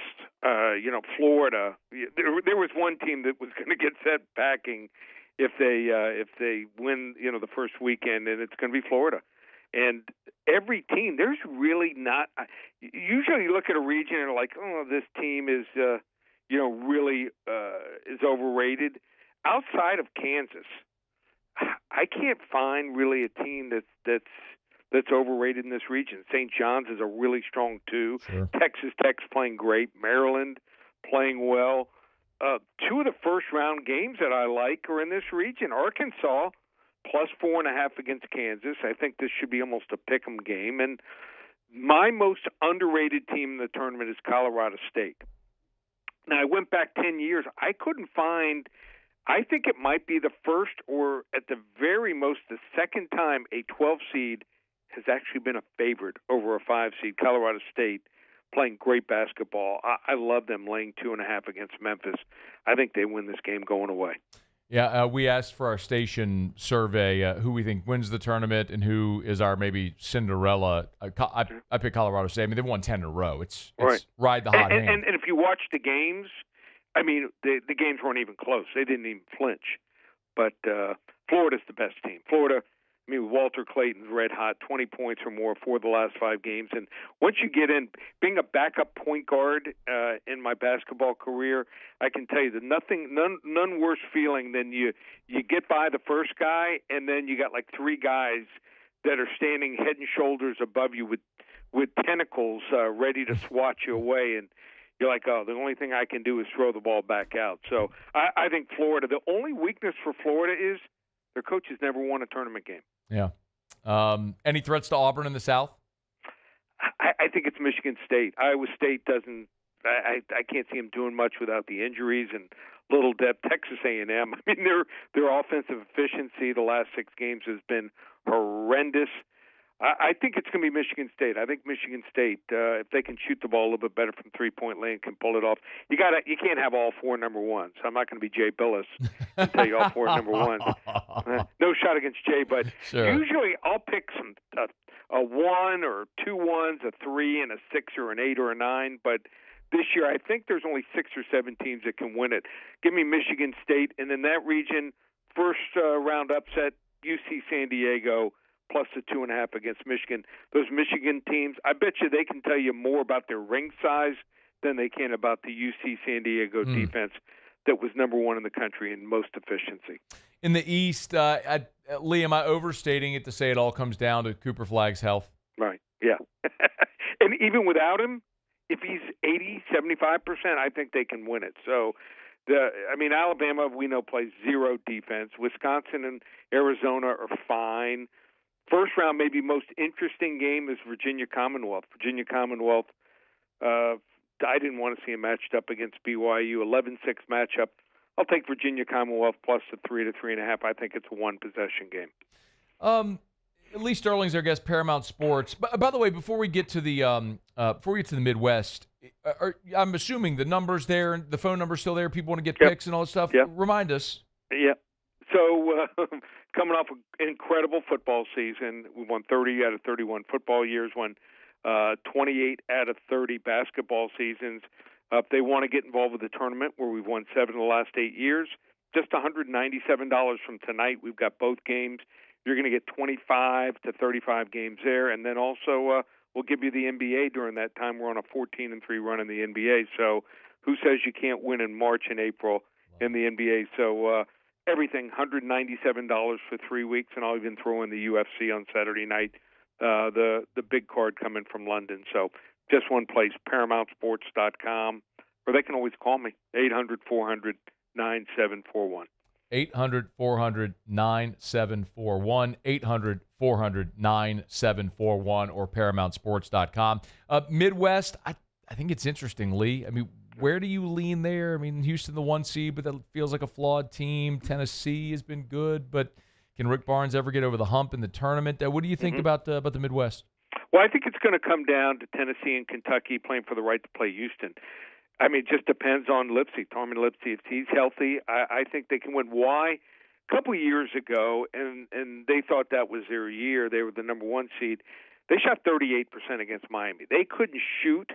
They couldn't shoot free throws. I mean, horrendous. I don't think they had anyone on that team shoot above 70% from the free throw line. I think this offensive team, if Lipsy's healthy, is much, much, much better. And from the free throw line, they not only have someone who shoots 70% from the free throw line, they have another starter who shoots above 80%, and a third starter that shoots above 90%. Might be Kelvin Sampson's time. I like Houston. Makes it the Final Four. I've got Houston, Duke, Auburn, and no, not Auburn, Michigan State, and Florida. I'm going to predict Houston wins it all. Take them plus 650, and like I said, if we hit that, McNeese State, we can parlay that, and we go to St. Bart's instead of the Bahamas. Houston plus 650 to win the Natty. That's your moonshot there. Any other value as you look ahead in the field? Yeah, not so much to win it all. Like I said, there's only 6 or 7 teams I think that have a chance. I like McNeese State. I think that's going to be a 1-possession game, and some other games. You want a blowout? UCLA, I think, is going to boat race Utah State. They're laying 5.5. They might win that game by 15 to 20. Okay. Lot of plays. Remember, you can get the tournament, some NBA, some UFC, ParamountSports.com, or 800-400-9741, 800-400-9741. He is Lee Sterling. It's always a pleasure, man. Enjoy the Madness. Thanks for the time. You too. Take care. See ya. That is Lee Sterling. It's after further review. Tiger Baseball will be back on the diamond tonight out at the box, about hour and a half away from first pitch. Todd Walker will be with us coming up after the top of the hour. I want to get T-Dub's thoughts on LSU's weekend and then looking ahead a bit to Texas. I'm really curious how the LSU offense might translate against some really good arms from Texas. We'll talk about that with the Batman coming up after SportsCenter. After further review. Family owned and community driven. Service Chevrolet Cadillac, a legacy you can trust since 1972.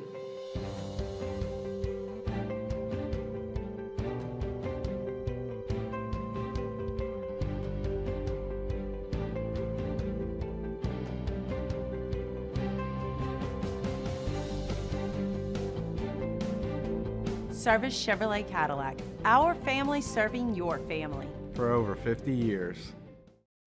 ED, low T, or simply seeking to optimize your health and performance? Goodwood Men's Sexual Wellness offers a range of discreet services to address your specific needs. We empower men to reclaim their health and confidence. Visit yourgoodwood.com. Gulf Coast Bank and Trust is giving our customers the power to bank anywhere, anytime during this challenging event. And we're right there with you. Our mobile banking app is a smart way to manage your money and time. Gulf Coast Bank and Trust, the bank that cares about you. Baton Rouge's home for real rock. It's Eagle 98.1. Foo Fighters. Led Zeppelin. AC/DC. Pearl Jam. And the flagship home for LSU sports. Take us anywhere with the Eagle 98.1 app. Eagle 98.1 is the rock station. Crime has serious consequences, but anyone can make a mistake. If you find yourself in trouble with the law, know that you have rights, and it's okay to demand them. The law offices of O.C. Brown are here to protect you and your rights. Felony or misdemeanor, DUI or drug charge. No matter what crime you're accused of, you still have rights. Let the law offices of O.C. Brown uphold them. Call 225-343-1111. Your law firm for a lifetime. Jerry and Benny Payne began Central Plumbing Company out of their driveway in Tanglewood subdivision. 50 years later and 4 generations down the road, we continue to serve Baton Rouge and the surrounding areas for all of their plumbing needs. Residential, commercial, industrial, or hospitality, Central Plumbing is here 24/7, 365. We want to thank our customers, family, and friends for 50 years of success. And looking forward to 50 more. At Auctioner, we know healing is a team sport. That's why we've partnered with world-renowned orthopedic surgeon Dr. James Andrews to create the Auctioner Andrews Orthopedics and Sports Medicine Institute. Whether you're a professional athlete or a weekend warrior, our team of specialists are dedicated to getting you back in the game. So whatever your reasons are for reaching your personal best, we've only got one: you. Auctioner Andrews Institute. Long live you. Looking for the ultimate game day experience? Come to the Queen Casino in Baton Rouge. Wall-to-wall TVs mean you'll see every touchdown in HD. Place your bets and feel the thrill of every play with our DraftKings Sportsbook. The Queen Casino, where every moment is a win.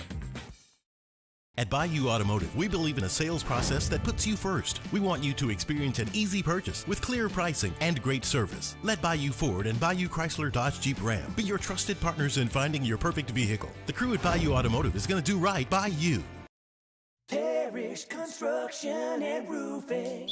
This is Coach Kim Mulkey. Go to parrishbuilt.com for all of your roofing needs. From your hometown, parrishbuilt.com.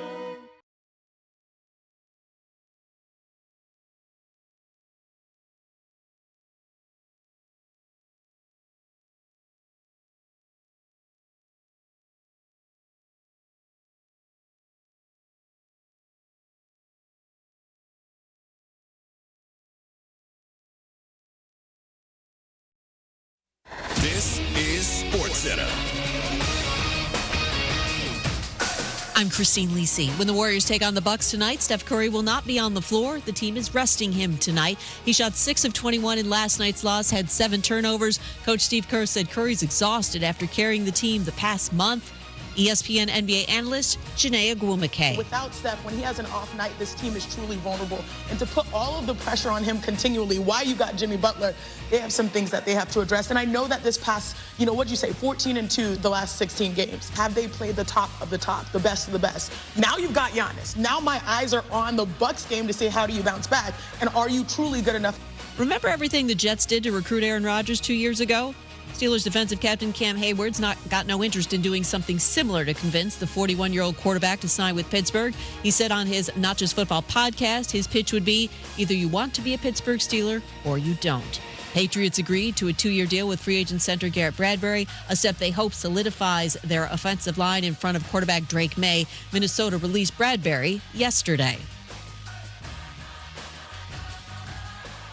ESPN Radio is presented by Progressive Insurance. At Progressive, they're making things even easier. They'll help you bundle your home and car insurance together so you can save on both. Learn more at progressive.com or 1-800-PROGRESSIVE. Matt Moscona. I'm very important. After further review. Say it one more time. After further review with Matt Moscona. And here we go. Live from the Mercedes-Benz of Baton Rouge studio. That's right.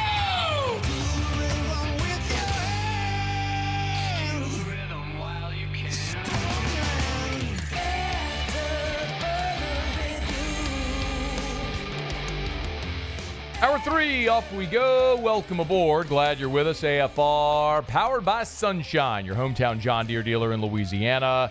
I'm Matt. Love you, Matt. Paul O'Neill. They're chanting Paul O'Neill's name. Used to. And Mr. Toby Tomplay.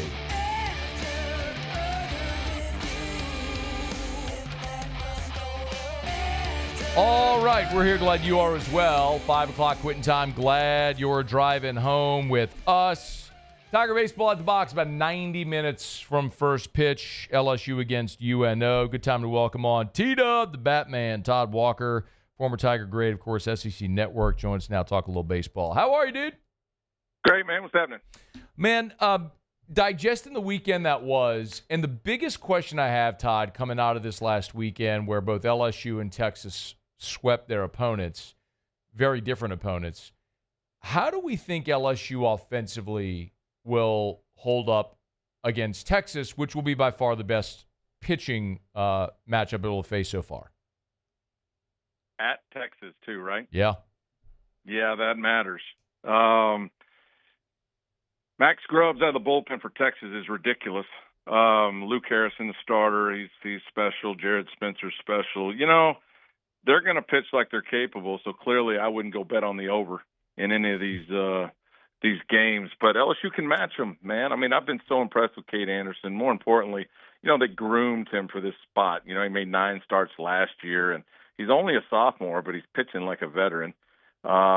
Really good, attacks the zone, and then, of course, Chase Shores and Ianson behind him. And the bullpen that LSU has, it's going to be a really cool series because you're going to see a lot of the best. I mean, Texas isn't as talented offensively as LSU, but to your point, the staff is best in the country, or at least one of the best. And so it's going to be interesting to see how that matches up. And, you know, we always heard in my lifetime, great pitching always beats great hitting, and that's what you're going to see.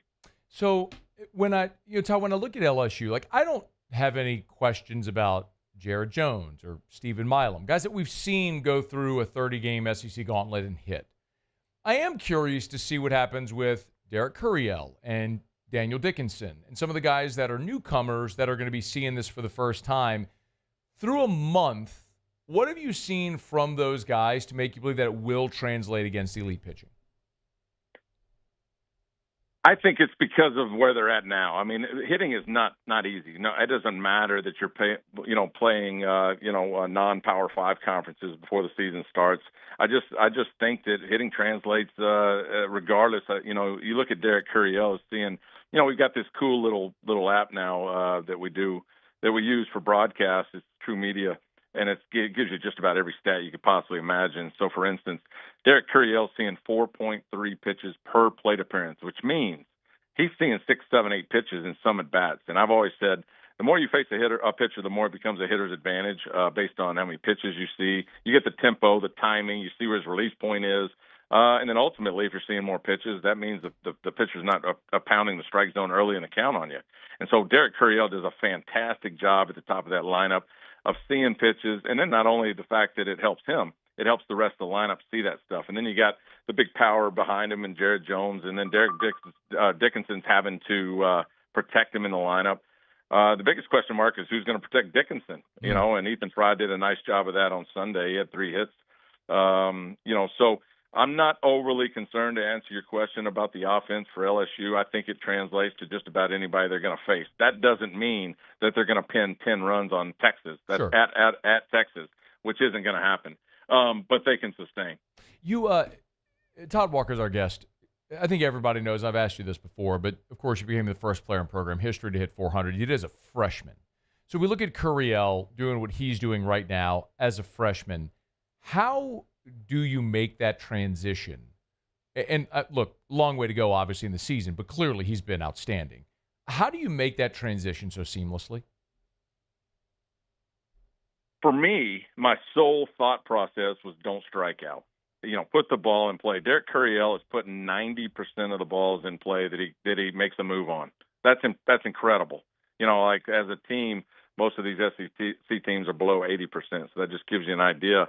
Derek Curiel didn't foul a whole lot of balls off. It didn't come out of nowhere. I mean, he was the perfect game, number 1 top freshman in the country coming into college out of California. So, I mean, he can play. We know that.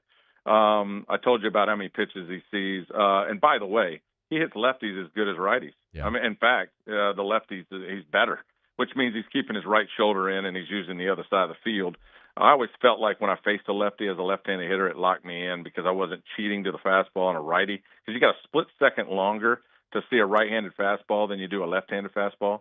And so for me, against lefties, I just locked in by keeping that front shoulder in there and using and convincing myself to use the other side of the field. It's okay to get jammed. Let that ball travel as much as possible to the zone.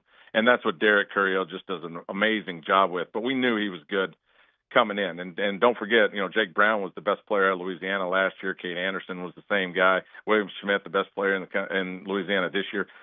LSU stacks their lineups year in and year out, top 5 recruiting classes year in and year out.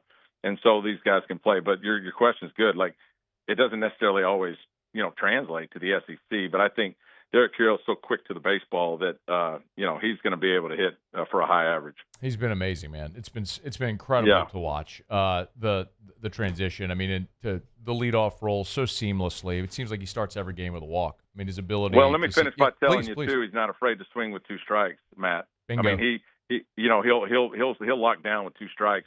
I think he's got more walks than strikeouts.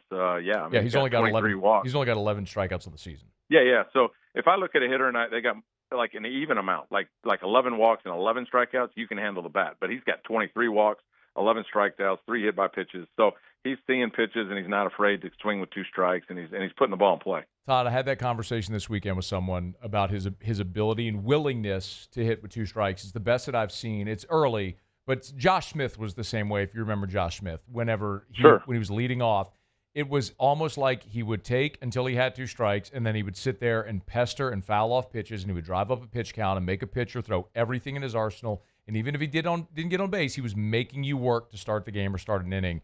Carriel does the same thing, man. There's absolutely something to that, right? I mean, the fearlessness or willingness to not change your approach and to be able to hit with 2 strikes. Imagine you're the pitcher and you got to throw 7 pitches to the leadoff hitter, and then, by the way, he gets a base hit. Now you got to face Jared Jones. Now you got to face Dickinson. How are you going to last 3-4 innings? How are you going to do that? I mean, if nothing else, mentally you just drain against this team, and that's why I say Shea's not going to put a week out in that lineup. Braswell did so well at the end of last season that he gets the benefit of the doubt right now by still being in the lineup at 218. But Jay's going to have 9 guys that can swing the bat. When you look at these teams that are 3-0 or doing well in the conference, all 4 teams that are 3-0 right now after week 1 are top 6 in staff ERA. 3 of the 4 are top 3 offensively. That's LSU, Alabama, and Tennessee.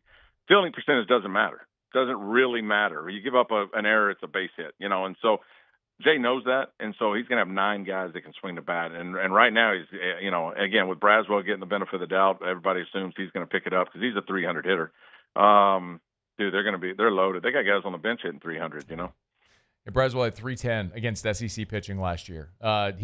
We know he can do it, right? Like, we know he can. It's, it happens. Everybody goes through a slump at some point. Todd Walker's with us. I want to flip back to pitching for a second because if there is one, I think, very real concern, Todd, over the last month, it's been at points in this staff, at times there's been an inability to consistently throw strikes, and it's driven up pitch counts. It's gotten guys in jams at time. What do you see from the staff? Is there something you could pinpoint that's leading to that? Well, I don't think they have a problem with that with the starters. Like Ianson, Anderson, and Shores are pounding the zone. They've been really good. The Connor Ware experiment didn't quite work out, and that's given a guy a chance that they saw in the fall and thought he could be a starter, and it hasn't really played out that way. As a whole, I think Najewski's done a nice job of getting them to throw strikes. I mean, they've only walked 85 guys in 180 innings pitched. I think they've done a nice job of that, but you can't get away with free passes. When we get a better sample size as we go on to the SEC in week 8 and week 9 and week 10, it is a direct correlation with teams that are winning and teams that give up the least amount of walks, and you could throw errors in there too, just free bases, But right now I'm not overly concerned with LSU.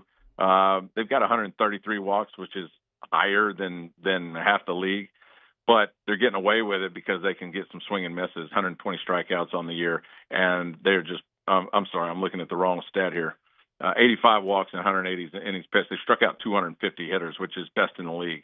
So they're getting, you can walk more people if you're getting swing and misses. You can commit errors too. and you kick a few balls around, whatever. But as an offense, I mean, they're the best in the league. 340 as a team, 32 home runs, and that's compared to Vanderbilt, who's only hit 15 home runs. There's a few teams that have only hit 20.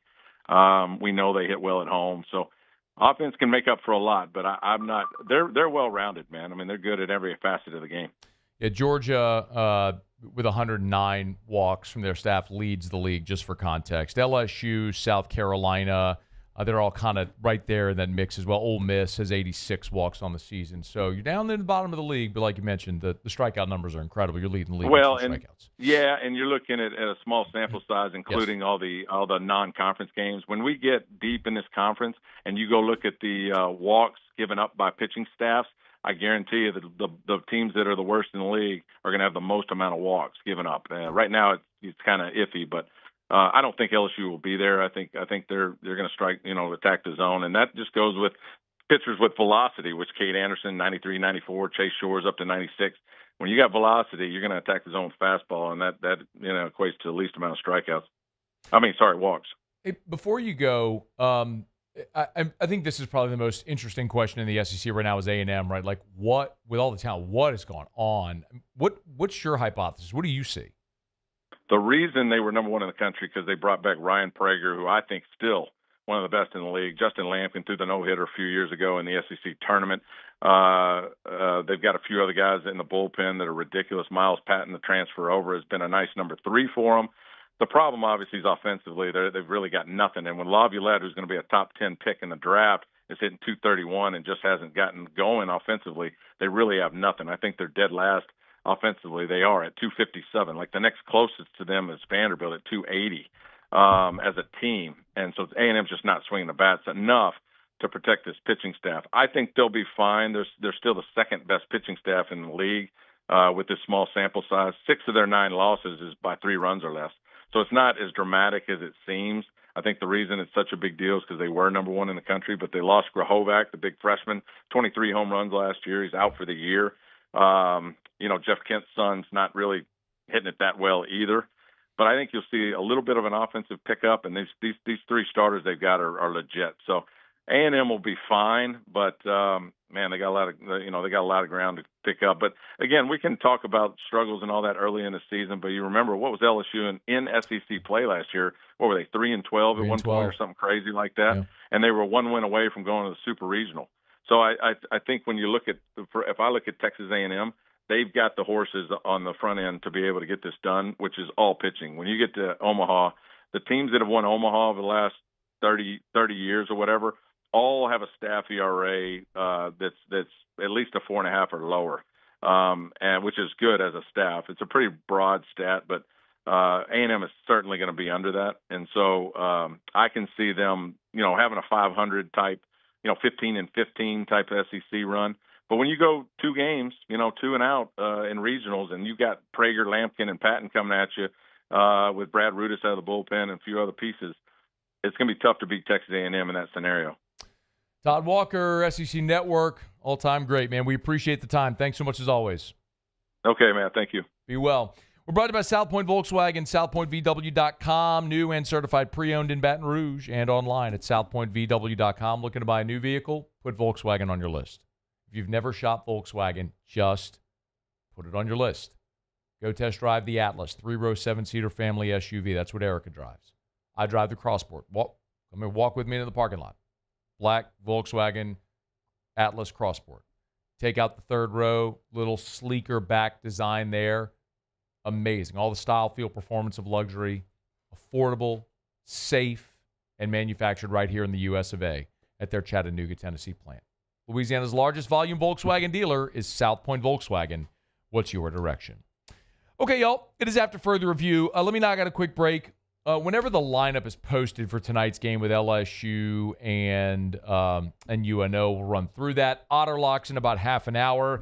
After LSU football practice today, all the transfers, not all of them, several of the transfers, Mansour Delane, Jack Pyburn, Bauer Sharp, Barian Brown, met with reporters. We'll hit some of the high points, including one of the most eye-popping quotes from Mansour Delane about DJ Pickett that anyone will see. We'll get to it next on AFR.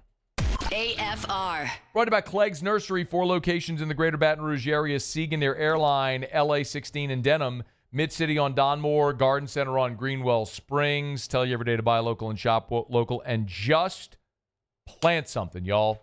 Rose bushes, budded and blooming. They got more than 80 varieties. Get by Clegg's, get yours. Begonias, petunias, marigolds, they got them. The tropical hibiscus. Look at your lawn. It's time to weed and feed, y'all. You might already have some weeds starting to pop up in your lawn. It doesn't matter if it's St. Augustine, if it's centipede, they can get you covered to make sure you knock out those weeds before they start and ruin your lawn. Look, spring is here. You want to have the best looking lawn and garden in the entire neighborhood? Clegg's can make it happen. 4 locations. Get on by to Clegg's Nursery. Buy local, shop local, Clegg's Nursery. At Luba Workers' Comp, our journey began over 30 years ago with a simple belief. Our clients come first. At Luba, our business has always been focused on people, not policies. Through every success and challenge, we've continued to grow because we've stayed true to our values, committed to providing you with genuine dependability. Because your well-being is more than a priority. It's our purpose.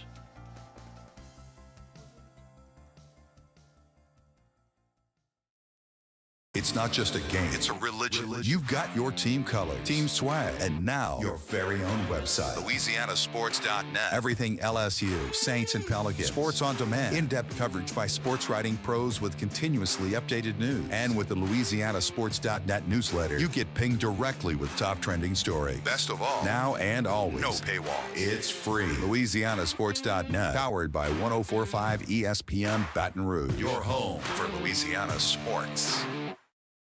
ED, low T, or simply seeking to optimize your health and performance? Goodwood Men's Sexual Wellness offers a range of your specific health and confidence. Visit yourgoodwood.com. Family owned and community driven. Service Chevrolet Cadillac, a legacy you can trust since 1972.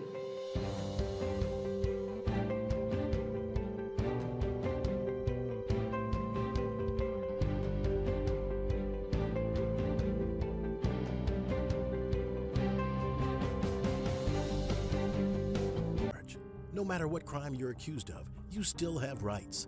Let the law offices of O.C. Brown uphold them. Call 225-343-1111. Your law firm for a lifetime. Jerry and Benny Payne began Central Plumbing Company out of their driveway in Tanglewood Subdivision. 50 years later and 4 generations down the road, we continue to serve Baton Rouge and the surrounding areas for all of their plumbing needs. Residential, commercial, industrial, or hospitality, Central Plumbing is here 24/7, 365. We want to thank our customers, family, and friends for 50 years of success. And looking forward to 50 more.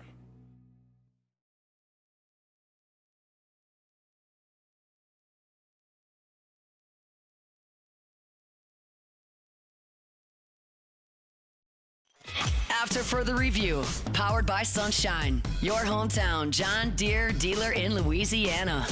Climb up in the loft, sit and talk with the radio on. Spring is sprung, y'all. Grass is growing, need to cut it. Zero-turn mower, Sunshine. Sunequip.com, Sunequip.com. Sunshine, your hometown John Deere dealer in Louisiana. Hey, if you missed the start of today's show, I gave you an LSU spring football practice report. Brian Kelly allowed the media the full 2 hours, so I was out there this morning, saw the whole practice. Got the you can hear my practice report from this morning on demand. If you go to 1045ESPN.com, podcast app, YouTube, just the start of the show today, you go to AFR, LSU, it's all there. But I highly recommend as well, if you get over to LouisianaSports.net, we had the my full write-up is there. And there's just more detail in the write-up. I went play-by-play through all the scrimmage. I charted the entire scrimmage portion, so I gave you the play-by-play breakdown of what happened there. So if you're interested in that, it's all there at LouisianaSports.net. And one of the things that certainly stood out to me is Mansour Delane and DJ Pickett. It's just it's one thing when you hear about the scouting services and the 5-star plus and all that stuff. And that followed Pickett, right? I mean, he's a 6'4" cornerback and everybody wanted him and he was a priority for LSU in this class. And then you go out and you see it. It's just different. I told you, on Saturday when they were doing the one-on-one DB and cornerback drills, or the DB and pass catcher drills, Pickett won all 3 of his reps on Saturday. He was out there again today wreaking havoc. But it was interesting because Mansour Delane met with reporters. Do you have this cut of Delane? I don't see it on there. Mansour Delane, after practice, met with reporters, and he was asked point blank about DJ Pickett being a 5-star. This is what he said.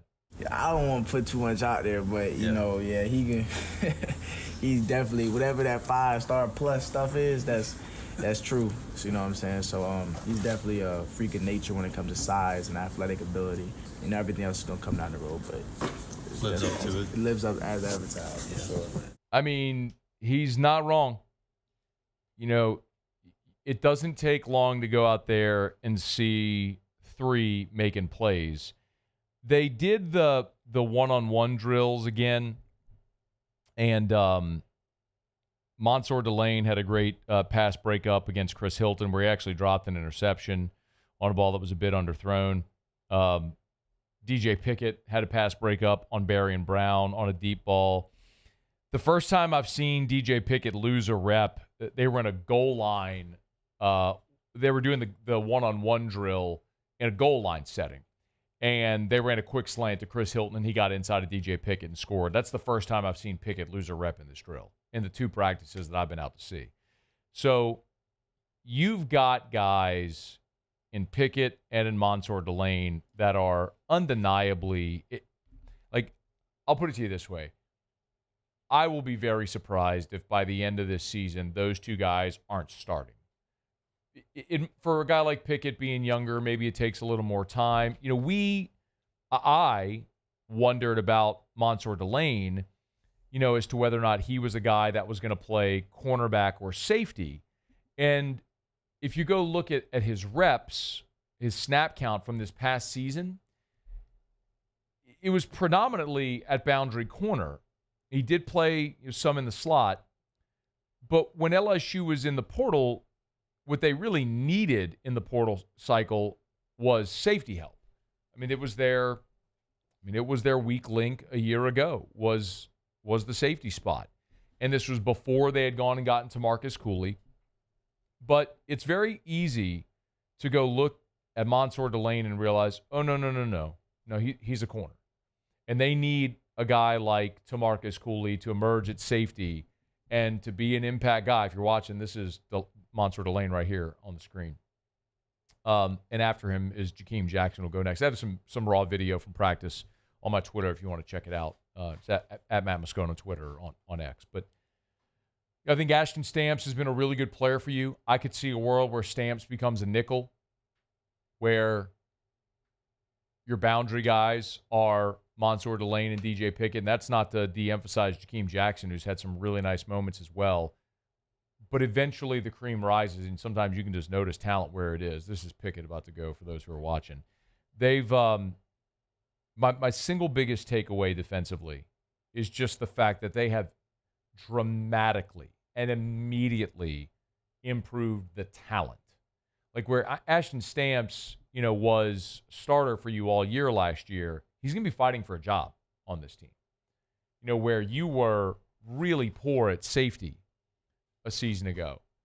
You bring in Tamarcus Cooley, who's a plug-and-play starter. You're still going to get Jordan Gilbert back off of injury. You're seeing Javen Toviano. Deshaun Spears ran with the ones a lot on with the first team on Tuesday. So you're seeing a lot of that build. The same is true in the defensive front. On Saturday, we saw Jack Pyburn and Gabe Relaford run with the ones at end. On Tuesday, it was Patrick Payton and Jamari Butler, the Florida State and Nebraska transfers, respectively, running with the ones.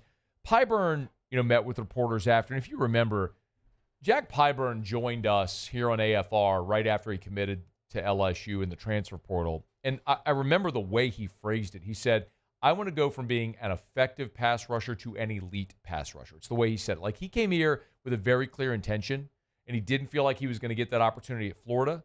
But what you have here is a guy that's been a starter for 3 years in college.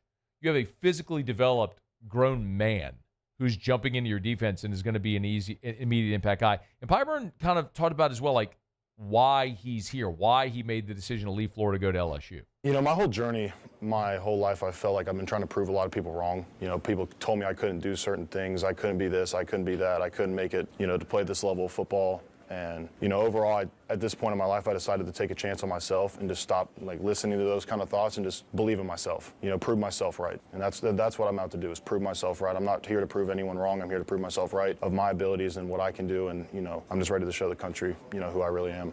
You know, Pyburn is, in really all of those ends, that room is just dramatically improved with Relaford and Pyburn and Butler and Patrick Payton. And then you've got some of the young guys still to be really excited about, like Kalaj Cobbins.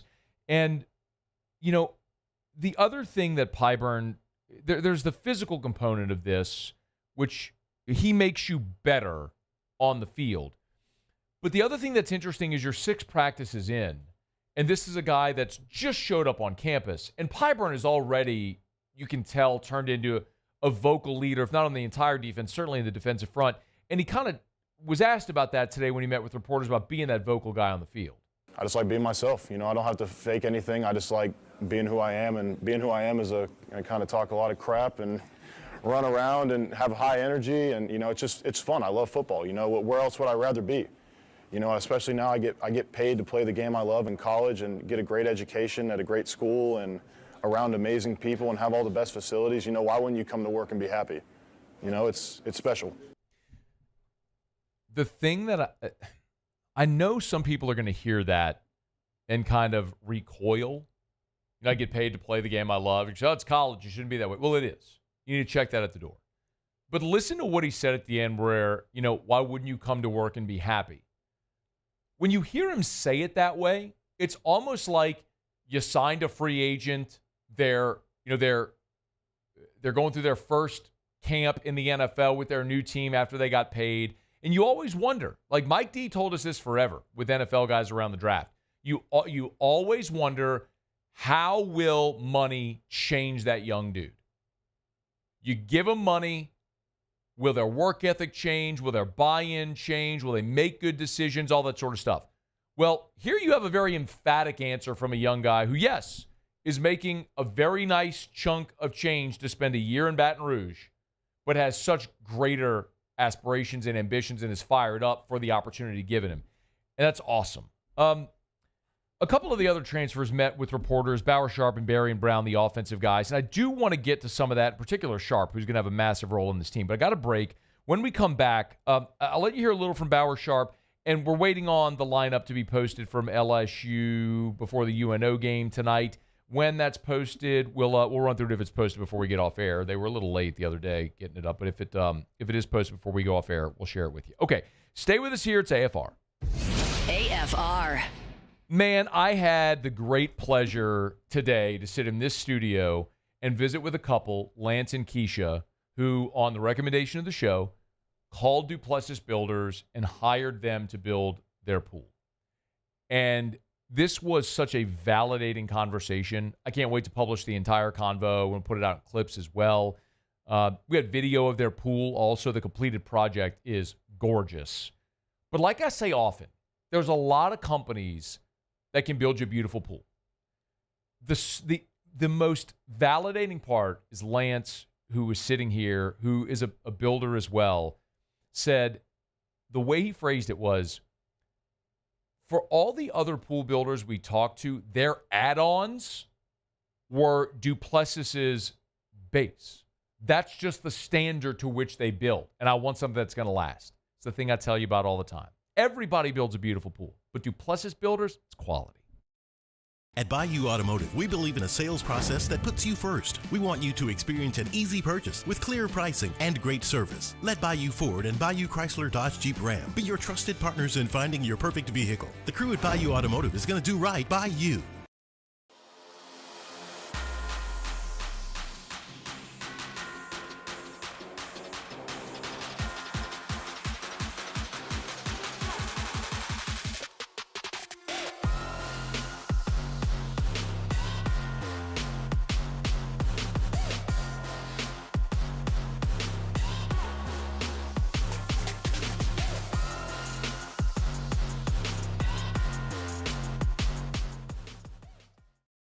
Man, age is just a number. Don't let it dictate how you feel. Goodwood Men's Sexual Wellness has anti-aging services that can help you look and feel your best. Visit yourgoodwood.com and discover a renewed sense of vitality. At Ochsner, we know healing is a team sport. That's why we've partnered with world-renowned orthopedic surgeon Dr. James Andrews to create the Ochsner Andrews Orthopedics and Sports Medicine Institute. Whether you're a professional athlete or a weekend warrior, our team of specialists are dedicated to getting you back in the game. So whatever your reasons are for reaching your personal best, we've only got one: you. Ochsner Andrews Institute. Long live you. Family owned and community driven. Service Chevrolet Cadillac, a legacy you can trust since 1972.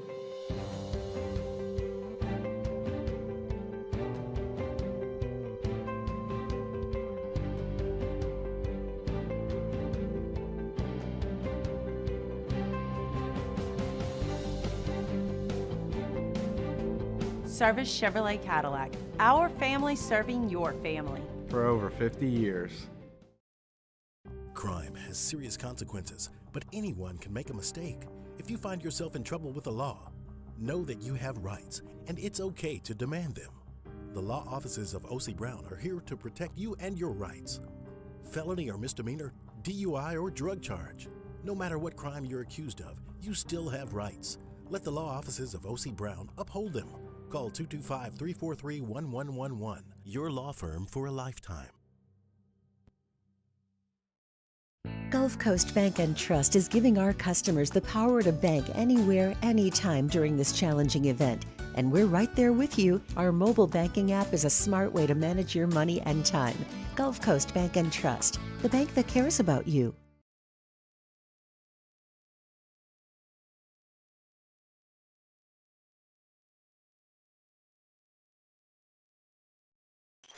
After further review, powered by Sunshine, your hometown John Deere dealer in Louisiana. She's always staring at me while I'm chugging along. I'm still waiting on LSU to post a lineup. I was just told that Jaden Newt is going to get the ball for the Tigers tonight. This is going to be a by committee thing. I don't know that Newt's going to extend. I think it's one of those where there's a lot of guys that didn't get a chance to pitch this weekend. They're going to try to get them work. A guy like Connor Ware, who pitched twice over the weekend, not likely to go tonight. DJ Primo, who pitched in all 3 games, you're not likely to bring him back tonight as well. Almost certainly won't. So you got a much bigger test ahead this weekend when you go to Texas. So this is going to be a piece it together by committee against UNO. In this ballgame tonight. So, but Newt, I'm told, is going to get the ball to start, and we'll see how long. It might just be an inning. We'll see how long it goes, and from there, pass it off to the next guy and get through it. And when that lineup's posted, we'll get to it here in just a quick second. I wanted to circle back quickly while I could to Bauer, Sharp, and Berry and Brown, 2 other transfers who met with reporters after practice today. And one of the big takeaways, undeniably, in the team periods we've seen, LSU is going to run a ton of 2 tight end sets. We know how much Brian Kelly utilizes the tight end, and with Trades Green and Bauer Sharp, you have 2 very physically different players in what their skill sets are. Now, they are still using Trades Green as an attached tight end. They're working with him on blocking. Remember, Alex Atkins, who's your tight ends coach now, is the former OC and offensive line coach from Florida State. So you're talking about a guy who is working on getting those tight ends accustomed to blocking and coming along. And with Bauer Sharp, he's already got that that bullet in the chamber. So Sharp was asked about teaming up with Trades. Here's what he said. Just me and Trades playing together. He's a great human being, a great player. We feed off of each other. I'm trying to give him bits and pieces just with him going into his 2nd year and me going into my 5th, just trying to do what I can do to make him the player that he already is and what he's going to be. But, just us feeding off each other already in 12 just excites us. But who knows, whatever Coach Sloan has planned for us in the field this year is what we're going to do. We're going to succeed. 12, of course, is 12 personnel. That's 1 running back, 2 tight ends. And I think we're going to see a lot of 12 personnel, very obviously. And we saw it today. there was a formation where there was short yardage where Green and Sharp were side by side on the left side of the line. So you had Tyree Adams, Bauer, Sharp, Trey'Dez Green all attached. There was one formation where Sharp was hand in the dirt on the left side. Trey'Dez was the H-back on the right side. We've seen Sharp attached, Trey'Dez flexed out. We've seen that reversed where Sharp's been flexed out. My point is, with those two guys, there is going to be a ton of instances where they are both on the field, and you are not going to be predictable by personnel because we'll see Bauer Sharp run a seam route. We'll see Trey'Dez run sidelines. They'll both stay in and block. I think it's probably part of what we saw today with him using them both in the short yardage situations is working on that.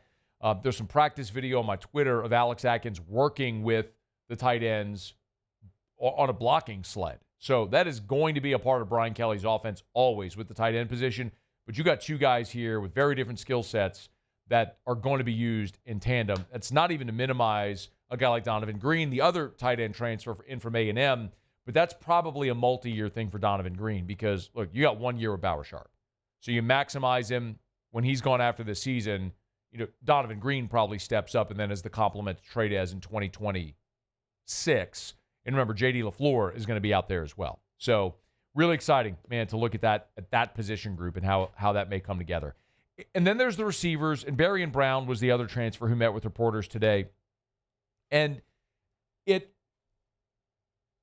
interesting that they nabbed a guy like Brown because when you look at Brown, he is very comparable to Aaron Anderson and Xavier Thomas. They are all, I hate to say they're the same guy, but when you look at style and skill set, they're all very similar. So, you know, that smaller, under 6 foot, fast, agile, you catch and go, change directions type receiver. So how do you get them all involved? Berrien Brown did talk about the relationship that he has with Xavier Thomas. And by the way, both those guys are back there, along with Aaron Anderson, working on punt returns as well. Yeah, Zay's like my homeboy that I always had but never met. So he tells me things I can do better, and I tell him things he can do better. If I'm good at something, I'll help him out. If he's good at something, he'll help me out. And I feel like that's always a good relationship to have with guys in the room. And then there's also the relationship with Nussmeier that Berrien Brown talked about off the field, because that's chemistry that he's got to build, right? I mean, Nussmeier's been here with Xavier Thomas, with Aaron Anderson, with Chris Hilton. So now the new guys come in. You can mention Nick Anderson as well, who we're not seeing do a ton in the team periods. He's still coming off the injury. You can tell he's wrapped and has kinesio tape on that leg from the quad injury he had last year. So he's still coming back from that slowly. But the relationship with Nussmeier is a key part of this as well. Great. Nuss is a great cooker too. He invited me over and he cooked for us. He's a great cooker. But we didn't went bowling, and it's like all the stuff people don't see is really effective when we get on the field. So just continue to build team chemistry with him and just out there just playing football and having fun, honestly. Berrien Brown. We'll have much more tomorrow and throughout the week as Tigers continue on in spring. Remember, today was the 6th practice. You have 15. The 15th practice is the spring game or whatever the open practice that they'll call it on April the 12th. So as we have more availability and we're out there, we'll let you know what we see. But it was great to be out there for 2 hours today, see the entire workout. Again, if you missed it, all of my notes are up at louisianasports.net there on the homepage. All right, we're brought to you by Shaw Bills Tire and Auto Service, ShawBillsTire.com, ShawBillsTire.com. If you need new tires, that ain't fun. Look, whatever money you spend on tires, there's a lot more fun things you could buy. But I promise you this is a stone cold fact. You cannot drive your car without tires. So you got to have them. So at Shaw Bills, they do an awesome thing. They will find a way to get you the best tires on the road at the cheapest price possible. So go to ShawBillsTire.com. That's ShawBillsTire.com. They'll work the manufacturer's offer with their own offer to get you the best price. They guarantee it. Buy tires at Shaw Bills. You find them advertised somewhere else cheaper, they'll refund you 125% of the difference. And they treat you like family. What more could you want?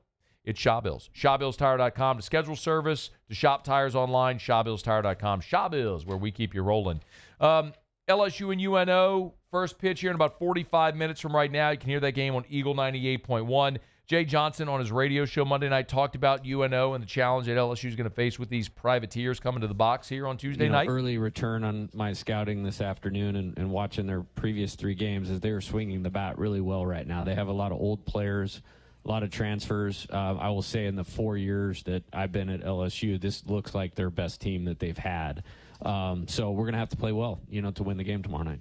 Remember, Blake Dean no longer there. He resigned as the head coach before the season. This is a UNO team with a staff ERA over 7, but they hit over 320 as a team. So very similar, actually, what you just saw this weekend with Missouri. They don't pitch it worth a lick, but they can swing the bats a little bit. So get out there and throw strikes. As I mentioned, Jaden Newt is going to get the start. The lineup is posted. So the couple of differences are down in the bottom of the lineup, but I think this is probably what you're going to see. So Aaron Beatty is going to start at catcher, and Reeves will be in there at third base. So Curiel Jones Dickinson at the top, Josh Pearson playing left. Curiel's going to DH tonight, so they give him the night off in the field. So Josh Pearson in left, Milam and then Brown in right, and then the bottom third, Aaron Beatty, Reeves, and Stanfield in center with Newt on the mound. So you give Curiel a night off in the field. You put Pearson out there in left, Brown in right, which my opinion is Brown needs to be in the lineup every single day. There's no justification for sitting him. And you want to get Aaron Beatty work, this is when you do it. You get him work on a Tuesday night against UNO because it's very clear that, and it has been, we've talked about it for a while now, that Hernandez has emerged as your best option. Jay actually talked about this on his coaching show about Luis Hernandez sort of taking control of that job. I think Luis Hernandez has done a spectacular job. I knew he was a good hitter, but he has exceeded my expectations as a catcher. We're not giving up runs when he's behind the plate, or not a lot of runs when he's behind the plate. He's thrown out base stealers at a very high clip so far this year, which has kind of shut down opponents' running games. Missouri came in with a bunch of stolen bases, and I think they maybe tried once, and that was about it, and it was a foul ball. So he's done a great job there. He's provided some good offense, big home run on Friday to get us back to 2-2 after Missouri had scored early. So really pleased with what he's done. So Hernandez is locked in as your starting catcher. Tuesday's an opportunity to get Aaron Beatty a start. You get Reeves in at third. You see how it goes. You get Pearson in left. You give Curiel a day off in the outfield. So I like it. I like how it goes. I'll be more interested to see who makes their way to the bump tonight for the Tigers, and can they throw strikes. Jaden Newt will get the first crack at it. Okay, y'all, it's After Further Review. Tuesday show is powered by Sunshine, your hometown John Deere dealer in Louisiana. Final break of the show. We'll come back, do Otter Locks next here on AFR. AFR. Check out our friends over at Glow Resources. Great opportunity tonight. Maybe you're knocking off of work. Maybe you're heading home. Maybe you're always working on your business, which if you are a business owner, you understand you're always working on your business. Your business is a living, breathing thing, and it's always on your mind because it always needs attention. And at Glow, they are complete employer solutions. Yes, they're based in Baton Rouge. Their corporate headquarters are in Baton Rouge. Man, I love the new building. If you haven't seen it yet, it's gorgeous. But, man, they got offices all over the place. Houston in the Golden Triangle, New Orleans as well, Miami, Orlando, Ridgeland, Mississippi. They've got locations all over to be able to serve businesses all over the country and all over the world. So, yes, they have a gorgeous headquarters on Perkins Road in Baton Rouge near Pennington. But no matter where your business is or works, Glow Resources can help. Check them out at glowresources.com. You work hard every day to pursue a life you love. You put in the time, and it shows. You're forging ahead, chasing a dream, creating something better for the ones you love. You're building your own life. So why not build your own tractor? With John Deere tractors and attachments for almost any need, the Sunshine team can help you do just that. Check out our current promotions and learn more about what it means to be powered by Sunshine at sunequip.com.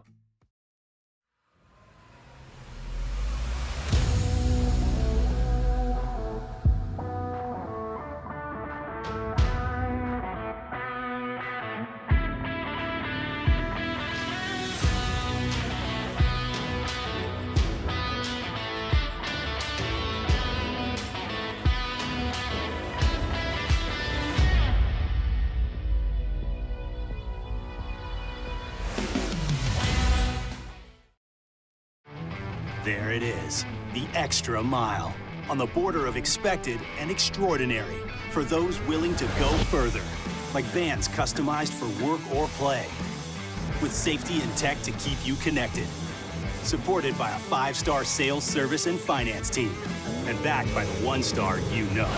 So go the extra mile. It's never crowded, because so few have what it takes to go there. Mercedes-Benz Vans. ED, low T, or simply seeking to optimize your health and performance? Goodwood Men's Sexual Wellness offers a range of discreet services to address your specific needs. We empower men to reclaim their health and confidence. Visit yourgoodwood.com. Gulf Coast Bank and Trust is giving our customers the power to bank anywhere, anytime during this challenging event. And we're right there with you. Our mobile banking app is a smart way to manage your money and time. Gulf Coast Bank and Trust, the bank that cares about you. Jerry and Benny Payne began Central Plumbing Company out of their driveway in Tanglewood subdivision. 50 years later and 4 generations down the road, we continue to serve Baton Rouge and the surrounding areas for all of their plumbing needs. Residential, commercial, industrial, or hospitality, Central Plumbing is here 24/7, 365. We want to thank our customers, family, and friends for 50 years of success. And looking forward to 50 more. At Auctioner, we know healing is a team sport. That's why we've partnered with world-renowned orthopedic surgeon Dr. James Andrews to create the Auctioner Andrews Orthopedics and Sports Medicine Institute. Whether you're a professional athlete or a weekend warrior, our team of specialists are dedicated to getting you back in the game. So whatever your reasons are for reaching your personal best, we've only got one: you. After further review, powered by Sunshine, your hometown John Deere dealer in Louisiana. Down the stretch we come. Final segment here on a Tuesday edition of AFR. Always appreciate our friends over at Sunshine, your hometown John Deere dealer in Louisiana. Bunky and below. You want a Deere, you want Sunshine. Sunequip.com. All right, let's find out what we're betting on tonight. Time for Otter Locks. Otter Locks. All right, time to win some money. Presented by Total Maintenance. Now's the time to get that AC unit checked before it really gets hot. Normally $179, just $79 when you mention Otter Locks. Total Maintenance, 480-1000. I think it's safe to say that I won the bet. Otter, how are you? Doing great, Matthew. How about you? I'm doing awesome, man. Ready for the madness to get underway. Yes, indeed. How's the yes, bow? Indeed.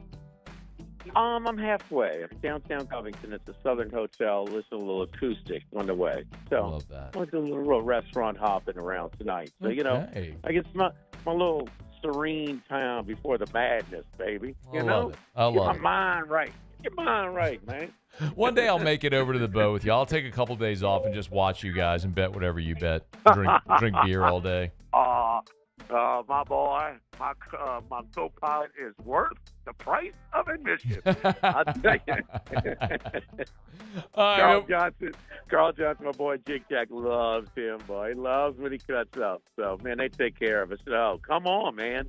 Come on. Anybody making it to town, certainly come on by. Man, it's the more the merrier. It's it's the best. It's great. It's a great event.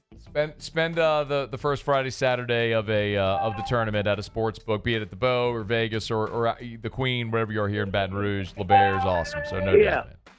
Yeah, Vegas is a bucket list. Got to do it. I've done it several times. It's just a little congested, to be obvious. Yeah, I can imagine that. So, and it's nice. I mean, here it's crowded at the Bow. But it's not. It's you got so many kids. It's not hard to get in a bet, you know. Yeah. So, and you could do the mobile on site as well, you know, in the gaming area. So anyway, I hate these games tonight, but okay. I mean, if you want, what's the score in Alabama State right now? It's not bad. Alabama State beat 12-10 Southern. Okay, you know, if you want to, a little sweat bet, Alabama State would be my side there. Okay. Tonight, these are two go-against teams, and you always want, you want the go-against teams against the teams you really want to get behind right now. For instance, another one is who is VCU playing? But those are two teams I love, you know, that are playing in the first round. And so I would, I don't want to get there. But these are two. San Diego State, this is the worst team they've had in maybe 15 years. It's not a good team. But North Carolina's overpriced. So, I mean, kind of figure it out. Yeah. I tell you one thing, whoever wins this one, I am going against the next round. Keep in mind, there's never been a play-in team that hasn't advanced past the first round and beaten an 11, at least one of them. I always play those teams, get the jitters out the way. I like playing those teams. And a lot of times they're going to be favored.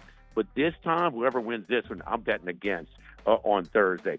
We'll give you a couple of NIT games tonight. CSUN, Cal State Northridge. Yep. You know, that was the team. That was the second best team. Well, Irvine, and this may be the third best team or second best team in UC San Diego's the Big West this year. It's 6.5. It might be 7 right now. 6.5. That's worth the take. And then Wichita State. Wichita State's hot. They're kind of, I think they wanted to continue their season. You know, some of these teams are turning down NIT bids. The Shockers, man, they are playing great down the stretch. And so I like them plus the points and the money line tonight, Matt. Okay. All right, so CSUN. Yep, go ahead. Sorry. Yeah. And then Jacksonville State plus the points as well. So. All right, and JSU. So 3-pack for Otter tonight. Jacksonville State, Wichita State, that's spread and money line, and CSUN, that's Cal Northridge, which is at 6.5 right now as well. So the next 3 days at the Bow. So, but we did put out San Diego State on the website. So I mean, if it's gun to the head, you got to have action on it. I will take the points. The line is too big. They have been coming in on North Carolina.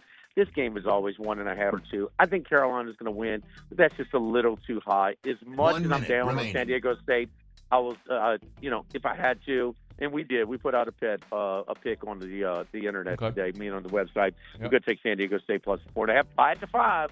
Okay. All right, Otter, enjoy the Bow. We'll look for you the next 3 days, you and Hanny, man. Good luck. We're looking forward to it.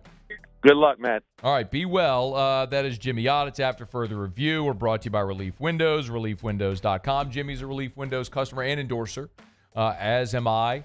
When Eric and I bought our first house, one of the first things we did, we installed windows with Relief Windows. The house we're in now, we moved in. One of the first things we did, we had Brandon and the team come in. They installed picture windows looking out to the back of our house. Lower your energy bills, increase your home resale value. Financing is available. Beautify the exterior of your home. Remember, tax season as well. You get that refund invested into your home. It's Relief Windows and reliefwindows.com. All right, that'll do it for us here today. Muse, Paulie, thanks. Y'all have an awesome night. We'll see you tomorrow at 3.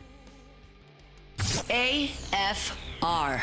As we get on down the road, I'll take 60 seconds to remind you about First South Farm Credit. By now, you know the drill. For more than 100 years, farmers have known the drill. When farmers want to go buy farmland, 1,000 acres, they go to First South Farm Credit. First South Farm Credit helps finance your farm equipment as well. Shout out Sunshot, your hometown John Deere dealer in Louisiana.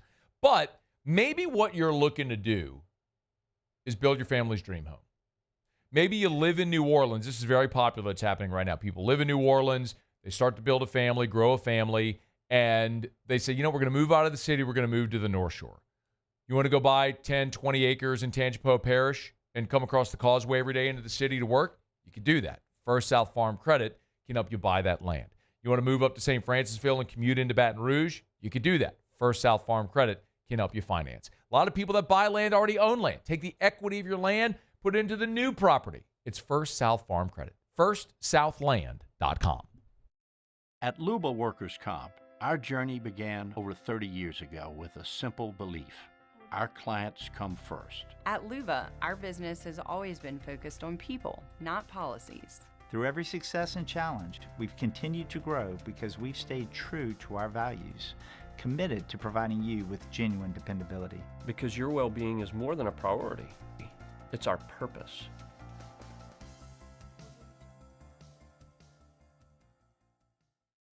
At Bayou Automotive, we believe in a sales process that puts